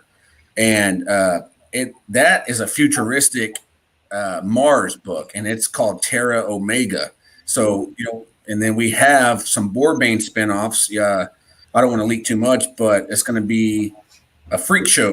It's going to be the traveling freak show of Texas, and it's going to be in the Boar-Bane world. So, just to kind of expand, like I'm saying, I just want my portfolio to be diverse as a writer, as a creator, and I just don't want to keep bringing the same things over and over again. Podunk's going to be giving you a lot of new characters, new stories, new clothing lines, stickers, anything that, we can do, we're going to try to create it for you guys and just try to put, like I said, put Vernon on the map and keep rocking. So, Gerald, do you have that link that I sent you with the War Makers? I think he's got it up right now. Gerald, you got that up right now? No, actually, I guess this is my bad. I saw the TikTok videos that you were talking. No, this was I thought I'd given you access to it. Well, I may not have. Okay, you feel free if you have the file, you can pull it up on your end and share it. But yeah, I know a little bit about that fantasy book that you're planning on doing, and it's been an honor to contribute to it. But if you want to share that, that'd be great. There you go. Yep. So this is one that we've been working on. I've been working with Batista Studios out of Brazil on this one. We have 6 of the pages done. Let me go in here. So, look at this. Oh my gosh. So these are 2 brothers. This is a kind of a D&D style book that we're working on. And Oh, see. And this is the flats for it. This is Flavio Pop. This is Leaking Color from Romania. This is his work. So it's Torgar and Beric, two Dwarven warriors getting ready for battle. And then here's everything finished out. Damn. I mean, this is the caliber that Podunk Comics. I mean, Marius set the bar, and we're seeing like another installment in the Podunk comic wheelhouse, and it is just. I mean, it's phenomenal, just like Marius did. We got one here that already wants to get hired. It seems like. This would be page 1. I don't know why it's doing that. It's going dark on me. But there you go. Yeah, page 1 of War Makers is the title for it. Mm. So these dwarves are coming off one of the biggest orc wars in the land, and as you can see here, you can see a lot of the fantasy characters being bought in market. Yeah, great visual storytelling right here. Oh man. No fisheye lenses. No, it's just we all got to keep up. Podunk is setting the standard here. Yeah, I think Podunk is turning heads already, and Did I hear correctly? You were working with Gerald? Yes, Gerald designed one of the characters for this book. Gerald, do you have it available? I don't know. I thought it was supposed to be a little bit top secret, but if you want, you give me. Oh yeah. If you want to give me permission, I will gladly share it, because I think that today we talked a little bit about how I am such a terrible inker, and so I got to be shown on screen live. But this particular one, I did digitally, and I have to say that from an inking standpoint, I feel better about this piece. And I tell you, it's been tremendously hard, Justin, for me not to drop this and show it to people, because I know that it's been uber top secret. So, but yeah. But it's still, I was just asking because you mentioned it yourself that you were working together with something. Yeah. So it's yeah. So if that's are you going to bring it up or not? I want to see this thing. Let's go. Yeah. This is a D&D character design. All these characters are Dungeons and Dragons design, but the War Makers, they're an elite group of soldiers, and they span from every race of the Dungeons and Dragons genre. So you met the two brothers, Beric and Torgar, who are warriors, Torgar being a berserker and Beric being a cleric. And then now you're about to be a monk dark elf that Gerald created. Okay, here we go. So, well, you know what? I'm going to up the ante here, and I'm going to actually show the inking process here. So oh dear. Yeah, so here we go. Do it now. Do it. Do it now. Okay. Now. And technical difficulty. Yeah, here we go. Wait. Gotta wait for it, because for some reason we already waited for it, Gerald. Oh my gosh. I'm gonna go get a drink. I'll come right back. All right, here we go. All right. Hey! Yeah. So this is a dark elf character, and I got a taste of what I guess the creative process that Justin shares with Marius, because he, like I said, Justin has a very, very defined image in his head, and he provided me so much reference, and we talked a lot. He described to me what the approach that he wanted, like the mannerisms, the backgrounds, the tattoos, just a lot of things. And I tell you, it was so refreshing. And it was so fun to actually interpret something that didn't come out of my head, but came out of somebody else's, in terms of what their character was. And I think, Justin, you said this character actually is one of your friends' characters in Dungeons and Dragons. Is that? Yep. This is a buddy of mine. So we designed 6 characters, 2 apiece, to be the initial 6 War Makers. Mm-hmm. So War Makers are, the Jedi meets John Wick. They're just the elite soldiers of the country. So they're coming off the Orc and Kobold War, and within just a couple weeks, they're already getting called back into action. And basically, they have to go back to war. They just got off a war, so they're just trying to figure out what this new threat is, and you're just going to get to hop into that, and we're going to have some fun with this. We're actually going to I'm a new Dungeons and Dragons player, but we're actually going to roll for initiative, attacks, and whatever happens, we're going to do our best to script it and storyboard it and get illustrated the way it happens naturally. So. Oh, okay, very cool. Yeah, that needs to be shown in whatever Kickstarter you do, whatever it is. Like, we need to see that, like, you guys actually playing the game and how it then translates. I love that you recorded this, Gerald. Yeah, I really wanted to show. I don't know if I'm ever going to show this to anyone, but just in case, let me do this elaborate video of me recording my entire process. It's something because I get knocked so hard for not being a good or not inking anything, and so Justin. So you wanted visual evidence? Yes, I wanted visual evidence. Well, this was done in Procreate, and Procreate just had some great opportunities to capture that. And I have to say that thank you, Justin. You gave me an opportunity to grow and just get out of my shell as an artist. And it's because of my relationship with you, independent creator, you, Justin, you, Marius, that has pushed me to elevate my game. And I tell you, this is what I think what Podunk Comics is doing, what Marius is doing. You guys are you're bringing it. It's phenomenal. It's viral. It's infecting me. I want to. You're bringing it too, Gerald. I like the design. I really like the design, especially the small ring you put here, the small kind of rope thing here. Yeah. Yes, and also how you match the dragon or snake design from the arms, and also for the rest of it, consistent design. I like it. I appreciate that. And I try to pay attention to what's hot, and I know Dungeons and Dragons movies are being created right now. The Dark Alliance video game came out with my 4 favorite characters. Yes, the Companions of the Hall. So I kind of watch it like the Star Wars. Salvatore, right there, baby. yeah, he's my favorite writer. But I try to pay attention to what I think is going to be hot.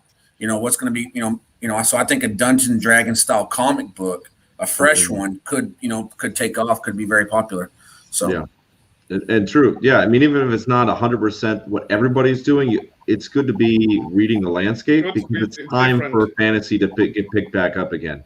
Yeah. I mean, Jim Subs just started one of his 3 Dungeons and Dragons runs, meaning there's one less these days. Yeah. So there's room for you to pick that up, Justin. Take that spot. Well, I gotta say is that. Go ahead, yeah. Rick.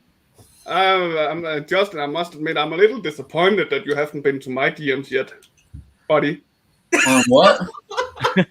He says he wants you to slip in his DMs and make us feel good. I want to work for Podunk as well, man. What the hell? It's like what does sketch coming from Joe, the Hulk one, and then I seen that you're going to be doing. Oh, yeah. Did that come in yet? I totally forgot about that. No, it hasn't come in yet. Oh, that's too bad. All right.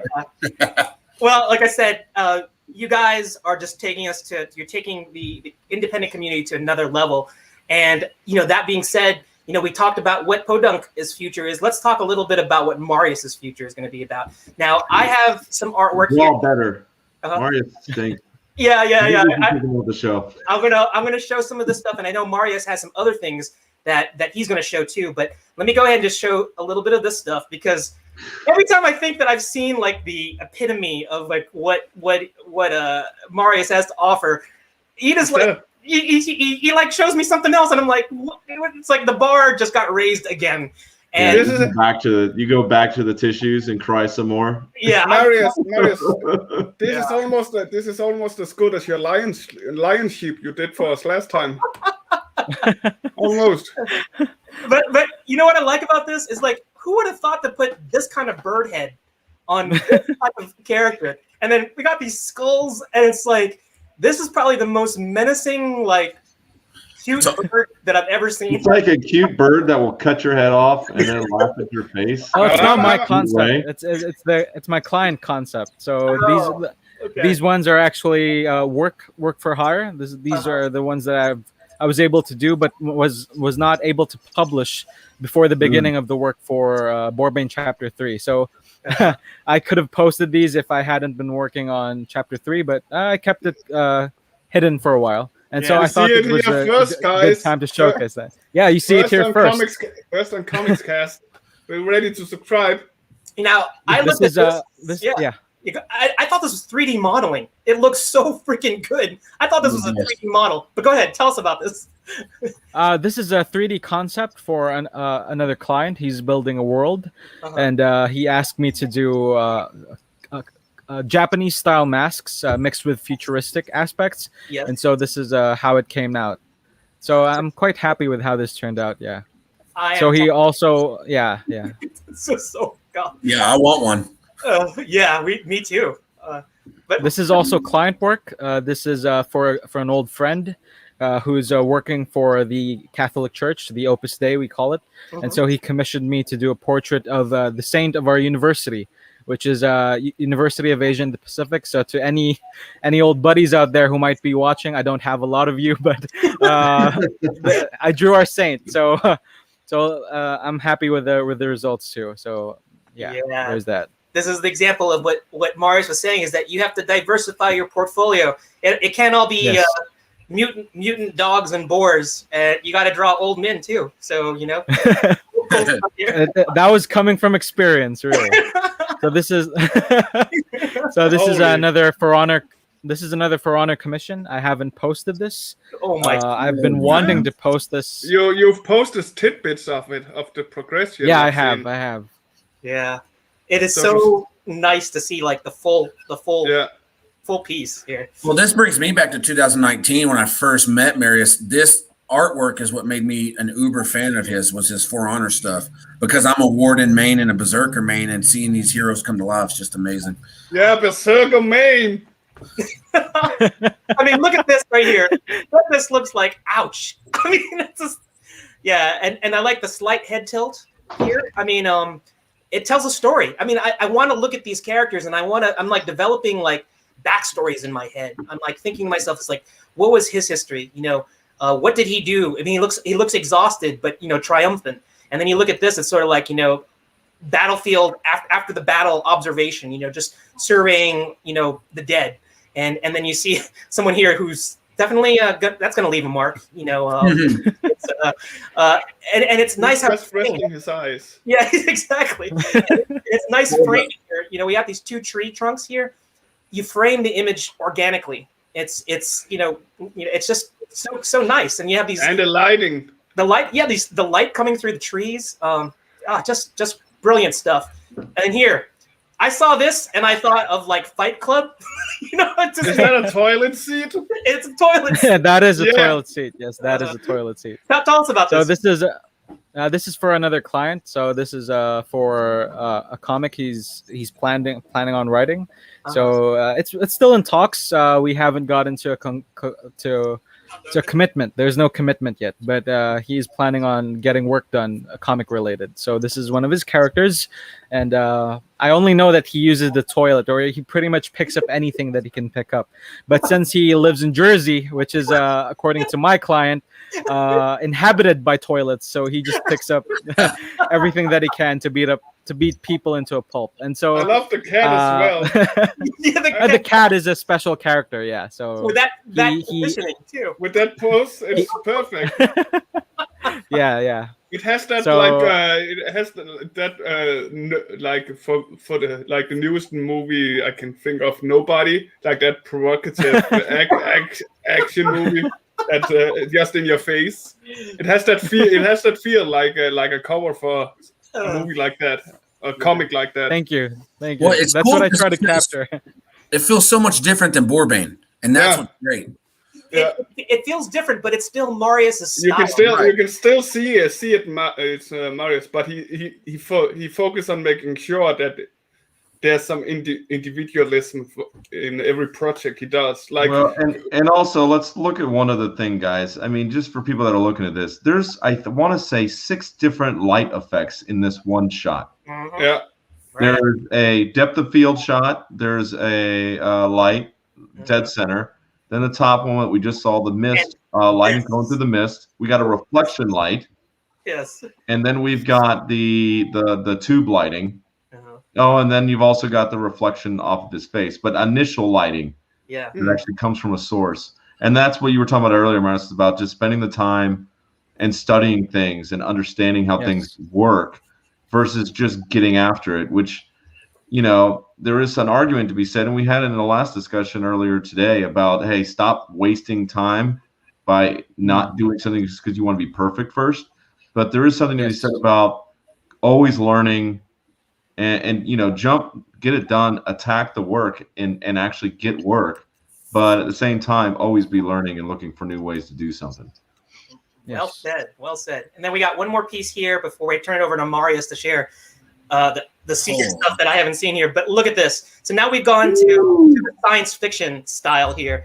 And, this could fit right in like the Star Wars Dungeons and Dragons universe. It's sort of like, I just love how you fused. I don't know what the story is behind it, but I want to buy it. So tell us a little bit about this.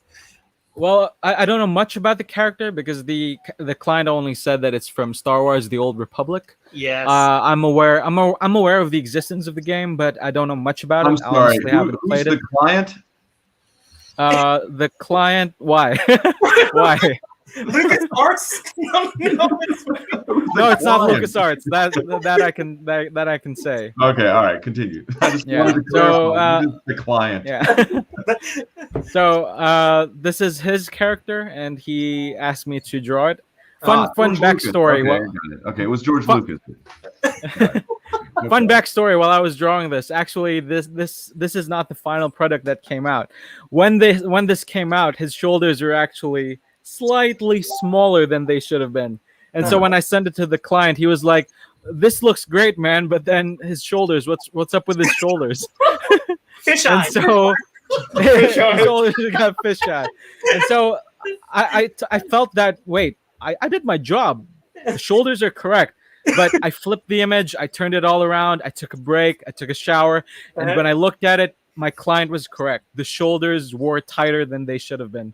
So I widened them up correctly, and he's happy. He's happy with the results. That's another thing I really love about you, Marius, is how much you make sure going back to it. You have a video on your YouTube where you do the Berserk Gods, where you actually explain in detail how many times you go back and how frustrated you're being with not having the perfect look, how much you had to go back and continue and try again. And that just shows your commitment in wanting to do it right. And I really love that, because you want to make it not perfect for yourself, but perfect for the people that might be buying it. Yeah. Perfect for that green, for the cheddar cheese. Okay, so that concludes what Marius shared with me. Marius sort of said there's some more, so I want you I want you guys to hold on to your seats here, because there's even more goodness. So. I'm not promising any visuals right now because I don't have them ready. Okay. And for any visuals, I'm keeping them very secret right now. So, well, let's just summarize, because the plan is there are a lot of changes happening here in my life, and I'd like to take hold of all the opportunities I can get. And so on my end, I have been doing more studies, more research. I have been getting back into 3D rendering. And so I'd like to enhance my artwork with 3D, not let it take over. But I'm using the methods that I'm learning. As Rick said, I'm studying Eastern and Western comics, all of the techniques that they're using that works, and I'm building something. So I'm writing a book. It's a graphic novel. I don't know when it's gonna release. I don't want to get people's hopes up, but the quality that I've committed to Boar-Bane, I'd like to enhance that and rival that, and really do much better than what I already have been doing. And to summarize, it's going to be a medieval epic. It's dark fantasy. I'd like to take the inspirations I've gotten from For Honor, Berserk, Dark Souls, Bloodborne, all of these things, and then just match them into a more realistic landscape, so to speak. And so I've been doing tons of research on just the mechanics of the world. And I hope that I get to tell a convincing story, first of all, and then support that story with correct world building. And so, Yeah, that's what I'll be doing for the next next year. Preparation, pre-production. Yep. And the next year after that, I'll be heading into production, hopefully. Once I get into that, I will keep it hush-hush while probably still doing a lot of client work because we need the funds to survive. And hopefully I get larger products on the side. And I don't know what the future holds. I'm excited. I have plans, I have dreams, but I want my dreams to take shape organically. And I don't want to make mistakes while I go ahead. Of course, I'll be making mistakes. That's the reality of things. But I want to make the least mistakes. And when I do make mistakes, I want to learn from them quickly. When it comes to the entrepreneurial aspect, the business, the strategy, the marketing, the building of an audience. I've been studying all of that, and like for example, manga is doing really great. Manga is doing fantastic all over the world. Yes. And so what I've been asking myself is, what are they doing right? What are they doing correct as compared to Western comics? Like, why are the Marvel movies selling, but then their comics really aren't? Well, that's an irony. That's bizarre, right? Right? So what are they doing wrong? I already have a theory on that. And we have facts. We're not going to go there. Yeah. Yeah. So those have been the questions in my head. And so if one person is getting it right, one country is getting it right, why can't we follow suit? I'm also talking about the Filipino industry because the Philippines over the past 20, 30 years, we've been producing artists, and I'm proud to say right now that I'm starting to become one of them. I'm following in their footsteps. Amen. And but my question for us Filipino artists is, why aren't we producing quality stories? You can count them in your hands, the number of stories that you can mark as classics that are timeless. But then everything else, I'm sorry to say, I'm going to be very blunt right now, we don't have anything of the same quality of the classics of both the West and the East. Like, where are we? Where are we right now? And so that's what I'm trying to apply to myself. I don't want to burden other people because it's their responsibility. I want to take hold of my own life. I want to take responsibility for the stories that I tell, and what kind of success or failure that will result from that. And at the very least, if my stories don't bode well, at least I could tell people what not to do. And so that I can be some sort of building block to other people in case my stories don't achieve the success that I'm aiming for. Because stories are a community, it's a community thing. It's not for us, it's not for me. It's for everybody who gets to pick it up, because great stories transcend culture, they transcend time. Like look at Beowulf. We still read it up to this day. Shakespeare, you could pick up Shakespeare and still relate to a person who was written by another individual, like what, 600 years ago? Preach. Look at the story of independence of all countries. Like look at history. History holds every single story we could ever have. We just have to look back and pick from that. We just have to pick from that and produce something that will reflect the qualities that they had. That's what we have to do. And we have to think not about ourselves, but what this story will do for other people. Look at the effect of Neon Genesis Evangelion. Yeah. Like it was created to be a very depressing story, but at the end of it, you're like kicked back into reality, and you're asked the question, what are you going to do with life? Let's say the world really is going to be on fire in a few days. What have you been doing with your life, right? Exactly. Look at Watchmen. Sure, people praise it as a deconstruction of the superhero comics. Yeah, that's what it's praised for, right? But the characters, you could look at the characters and relate to them. Some people relate with Ozymandias. They think he's the hero of the story. Some people think it's Rorschach. Some people think nobody's a hero. Like, it tells something, and that's value. That's value. That's what Filipino comics are lacking. I'm sorry, I have to say it. And that's what we have to do. That's what we have to uplift in each other through our stories. And I don't want to end up watching this video 5 years from now and say that I failed. That's gonna be sad. that I'm right here, right now, talking about these things and then do something that goes completely against the principles that I'm holding on to just because of some distraction, or let's say some big bucks event, which dismantles the very purpose for why we're telling stories. Because sure, money is important. I will not lie about that. We have to earn, we have to live, we have to produce. That's part of real life. But if money becomes the sole reason for us doing things, then our stories lose value, and we have to avoid that. All right. So that's my goal over the next few years. Let me give you some feedback on that. I'm going to say 3 things, and then but that was amazing, right? So 3 things. Number 1, I'm glad that you woke up and you're here with us. That's great. That changed everything. I'm glad to be here too. Good morning. Number 2, when you're doing all these amazing things and changing the world and doing all this stuff, remember to sleep. All right, you got to factor in sleep. You had a lot of things going on there, and I'm worried you're not going to be able to have enough time to factor into sleeping and eating a peanut butter and jelly sandwich every once in a while, getting proteins and some fats. And the third thing is, brother, like, you don't have to write the story of the century to have a story, right?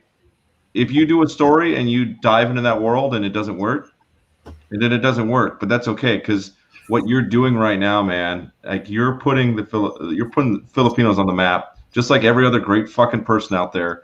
You are incredible, and 5 years from now, I think you're gonna look back and be like, I'm on my path. Now it may change a little bit, but you got to grow with that. You got to let it go. It may not be the story, but at the end of the day, if you are the great next artist from your part of the world, then that is the story. That's you just wrote your life is the story, man. You don't have to write a fictional story. People are going to remember you for what you did and what you brought to your country, your people. So just keep doing what you're doing, man. I have no doubt in my mind that you're just going to take off. You're going to keep taking off. And I think that's, I guess the thing is that you shouldn't have to think about writing that epic. Just do what you do. And I think that it'll become an epic in itself. You know, we look at it's a nice drive to have, though. I follow Marius 100%. It's a great drive to have, but you can also get yourself blinded in following that drive too hard. Yeah. And I think that that is the story of both Podunk, Justin, Marius. You know, I've been so impressed by the both of you, and it's just been such a pleasure to have you guys on the show. And you know, this is becoming a nice wrap up. You know, we're approaching 2 hours right now, and we nailed it in terms of like being able to tell that story. So I think we're at 2 hours. We're almost at 2 hours. Almost at 2 hours. What? Okay. So like, this is what I'd like to do, just like what we do. I know you missed the first 30 minutes. Well, you got them fired up for the fisheye lens. I think that opened them up, you know. But I think this is a perfect opportunity to just end it like how we do it with Let It Out, where we're going to do the Oscar speech part of it, where I think that, you know, I don't know if you can top what you said, Marius. Why don't we just go into Justin? Why don't we? I'm a simpler man. Yeah, let's just. It's just more about thank yous and. Oh, I know. Okay, all right, but yeah, you guys go hopes and dreams. I think we got your 5 to 6 year targets. Yeah. So let's go to that. So Justin, you go first, and then we'll end with Marius, and then we'll end the show. So. Yeah, I'm just gonna keep it short and sweet, like I do. But the Kickstarter, everybody, the 51 people that have backed us so far, thank you. We had some expectations, and y'all just blew them out of the water. To my 4 legendary hunters, I had a brother, Corey Sampson, that stepped up. And my 2 lifelong best friends, Cody Bunch and Patrick Chavez, and then another guy, Jerry Bird. They all bought the 4 hunters, which was $500 a piece. Whoa. And yeah, it rocked me to my core, man. It literally took my breath away, and I'm forever grateful for those guys. And Marius is gonna do y'all justice in chapter 4. He's gonna make y'all look freaking awesome. But I was reading a poll today in one of the comic book groups, and it says, as a creator, what's the most important thing when creating your projects, when creating your comics and everything that you're working on? And I voted, get it done, get it published. And I think this is at Marius too, with all the ideas, start small, man, get you a 20-page comic knocked out and and don't stress over it being perfect and the details, because it's going to come naturally. It's going to be perfect naturally. Just the most important thing as a creator is start it and finish it, and just try to do your best to give it a beautiful project, and the rest will come naturally. The people in your life that are supposed to be there, they'll support you. And you know, the best thing that I've gotten from Podunk Comics is I've had family and friends tell me that I've inspired them to pick the guitar back up. And I'm not a musician, but I've had 2 guys say, "Hey man, I picked the guitar back up and I'm writing songs again." And I had a hunting buddy that he says, "Man, you inspired me. I'm picking up a video camera. I'm going to try to start a YouTube channel, and I'm going to video all of my hunts just based off what you've done with Podunk Comics." And I've got guys that are, they're airbrushing again. They're trying new things in the shop. They're painting, and it all comes back to what I'm doing with Podunk Comics. I never thought that I would have an impact, on people like I've been having, and it just means the world to me, and I'm not going to stop. And, thank you, Comics Cast. Marius is a rocket. I'm kind of a co-pilot, but Comics Cast is the foundation that we're going to launch from. And thank you so much. Yeah, brother. And we got a lot more to come. We're going to try to keep up with y'all. Like y'all are going crazy fast. And crazy fast. The bottom line is we're about 6 months behind the schedule we wanted to be on. And y'all just set the bar. Like, I can't wait to show you guys what we want to do and what you guys can see. And then I can pitch you guys what I want. And then you can say F off or whatever. But I'll pitch it to you because I love what y'all are doing. And I would be so proud. I would be so proud and honored to have you guys on the platform we're creating and work out however that'll work. Mm-hmm. But you guys are top notch, man. You would be the crown jewel to what we're creating, and absolutely love you guys. So keep doing what you guys are doing, and we'll try to meet you guys at the top of the mountain. Yeah. Okay. So I don't know how you can top what Justin said, Marius, but I already topped it. Just say thank you and move out. All right? Actually, that's what I plan on doing. All right, good. I wouldn't be here like right now in front of my laptop if you guys weren't there. Really, we wouldn't have the opportunity to talk about these things or to have people see the work that we do if it weren't for the 3 of you guys or to everybody else at Comics Cast. Really, the value you guys give to the community, I cannot state it enough. So from the bottom of my heart, really thank you, because you are doing this free of charge. You're doing this without getting anything back, and what you really care for is for us to be able to do what we do, and a few people have that kind of heart, and so I'm here. Maybe my last words are just to really extend my gratitude for this opportunity. So I thank Comics Cast. I thank you, Joe, really, for the constructive criticism, for your bluntness. Really, I like it. Thank you to Rick for always adding. I try to be as orderly as possible. That's the kind of personality I have. I like things scheduled and all of that. And Rick injects this necessary chaos into it. I like it. Rick is this chaotic being who helps you figure out where you think it's already correct, but could be a little better. For Gerald, thank you, man, for always knowing what to say, for being sincere with your words, firstly, and for being able to balance situations and to find the best in people, and that's a very respectable quality. A few people have that, and so I thank you for putting that out here for Comics Cast, and for me receiving it right now. Thank you. Yep. To Justin, who's my co-pilot in this thing, thank you for picking me up a few years ago. We would not be doing the stream if we didn't have that initial conversation, and I hope we get to do better things moving forward. And for one, close Boar-Bane Chapter 3. We're almost there. I'm coloring. I'm doing my best. I'm sorry for any delays. A lot of things are happening in the house, but I will hit deadlines if the deadlines are provided. So yeah, thank you to the audience. You guys watching out there. Thank you for sticking around for 2 hours, spending watching people talk about comics and lighting and fish eyes.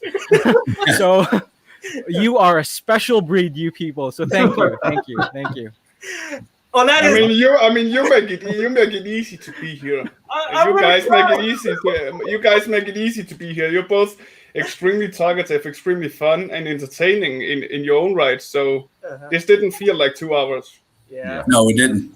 And, Thank you, guys. Thanks for inspiring us. I really appreciate all that. So we're gonna gonna end the show here, but I just want to do one more final plug for this. So check out that link at the bottom in the scrolling ticker. Yeah, it is linked in the chat. It is linked in the chat in Facebook and on YouTube. You have no excuse but to click it, go away right now. Don't even talk to us anymore. I want to see 13 number of viewers right now. Just go down straight to 0, and that means you guys are leaving to go pay for this comic. Yeah. So, And after you've done that, mental plug on YouTube episode 2 with Marius. And remember to follow us on YouTube. Oh, there you go. Thanks, Rick, for that plug. I just want to say it was awesome having you guys on the show again. You guys are always welcome. You guys are Comics Cast veterans. We love you. And it would be our audience. This would be my personal challenge to our audience or anybody who watches this video over the next 3 days. Let's get this to 5K minimum, 5K at least. 3 days, 5K. It's going to be 5K. I'm going to. I want my extra stuff. Yeah, it's like it's going to get the 5K. Joe doesn't do it anymore for these guys. He does it because he wants the extra stuff. I want the stuff. That's why I started Comics Cast a year and a half ago. I want the stuff. It's coming out, Joe. Yeah, here we go. It's all coming out. I started all this madness to get stuff. Yeah, so pretty much paid for. Yeah, so check out Boar-Bane Chapter 3 on Kickstarter. Go to that link below. Look in the chat. Support these awesome indie creators because they are making waves, and you're going to hear about them. If you haven't heard about them already, because you're hearing about them now, you're going to hear about them even more. They already know them. Yeah, they already know them. They're a big deal. They have many leather-bound books. All right, let's throw one back for Marius. All right, everybody, when we hit 5K, throw one back. Yeah, let's toss one back. Let's toss one back. No, it's toss. You gotta toss one back. I'll toss it back. All right. With that being said, let's close this on a positive note. Thank you. No, we're moving negative. Yeah. Wow. Thank you. Yeah, I want to know if it was negative. Right. Well, it's all. You're right. It's all positive here. So anyway, thank you guys for spending time with us, and I'm so happy to feature Podunk. Keep on creating. I just want everyone to realize. Look at this beautiful eye light I have. Look at those sparkles in my eyes. This is amazing. Okay, I think we lost Joe. I think he's tired. All right. It brings out the bloodshot in your eye. Yeah, I know. Okay, look, take us out. See you guys later.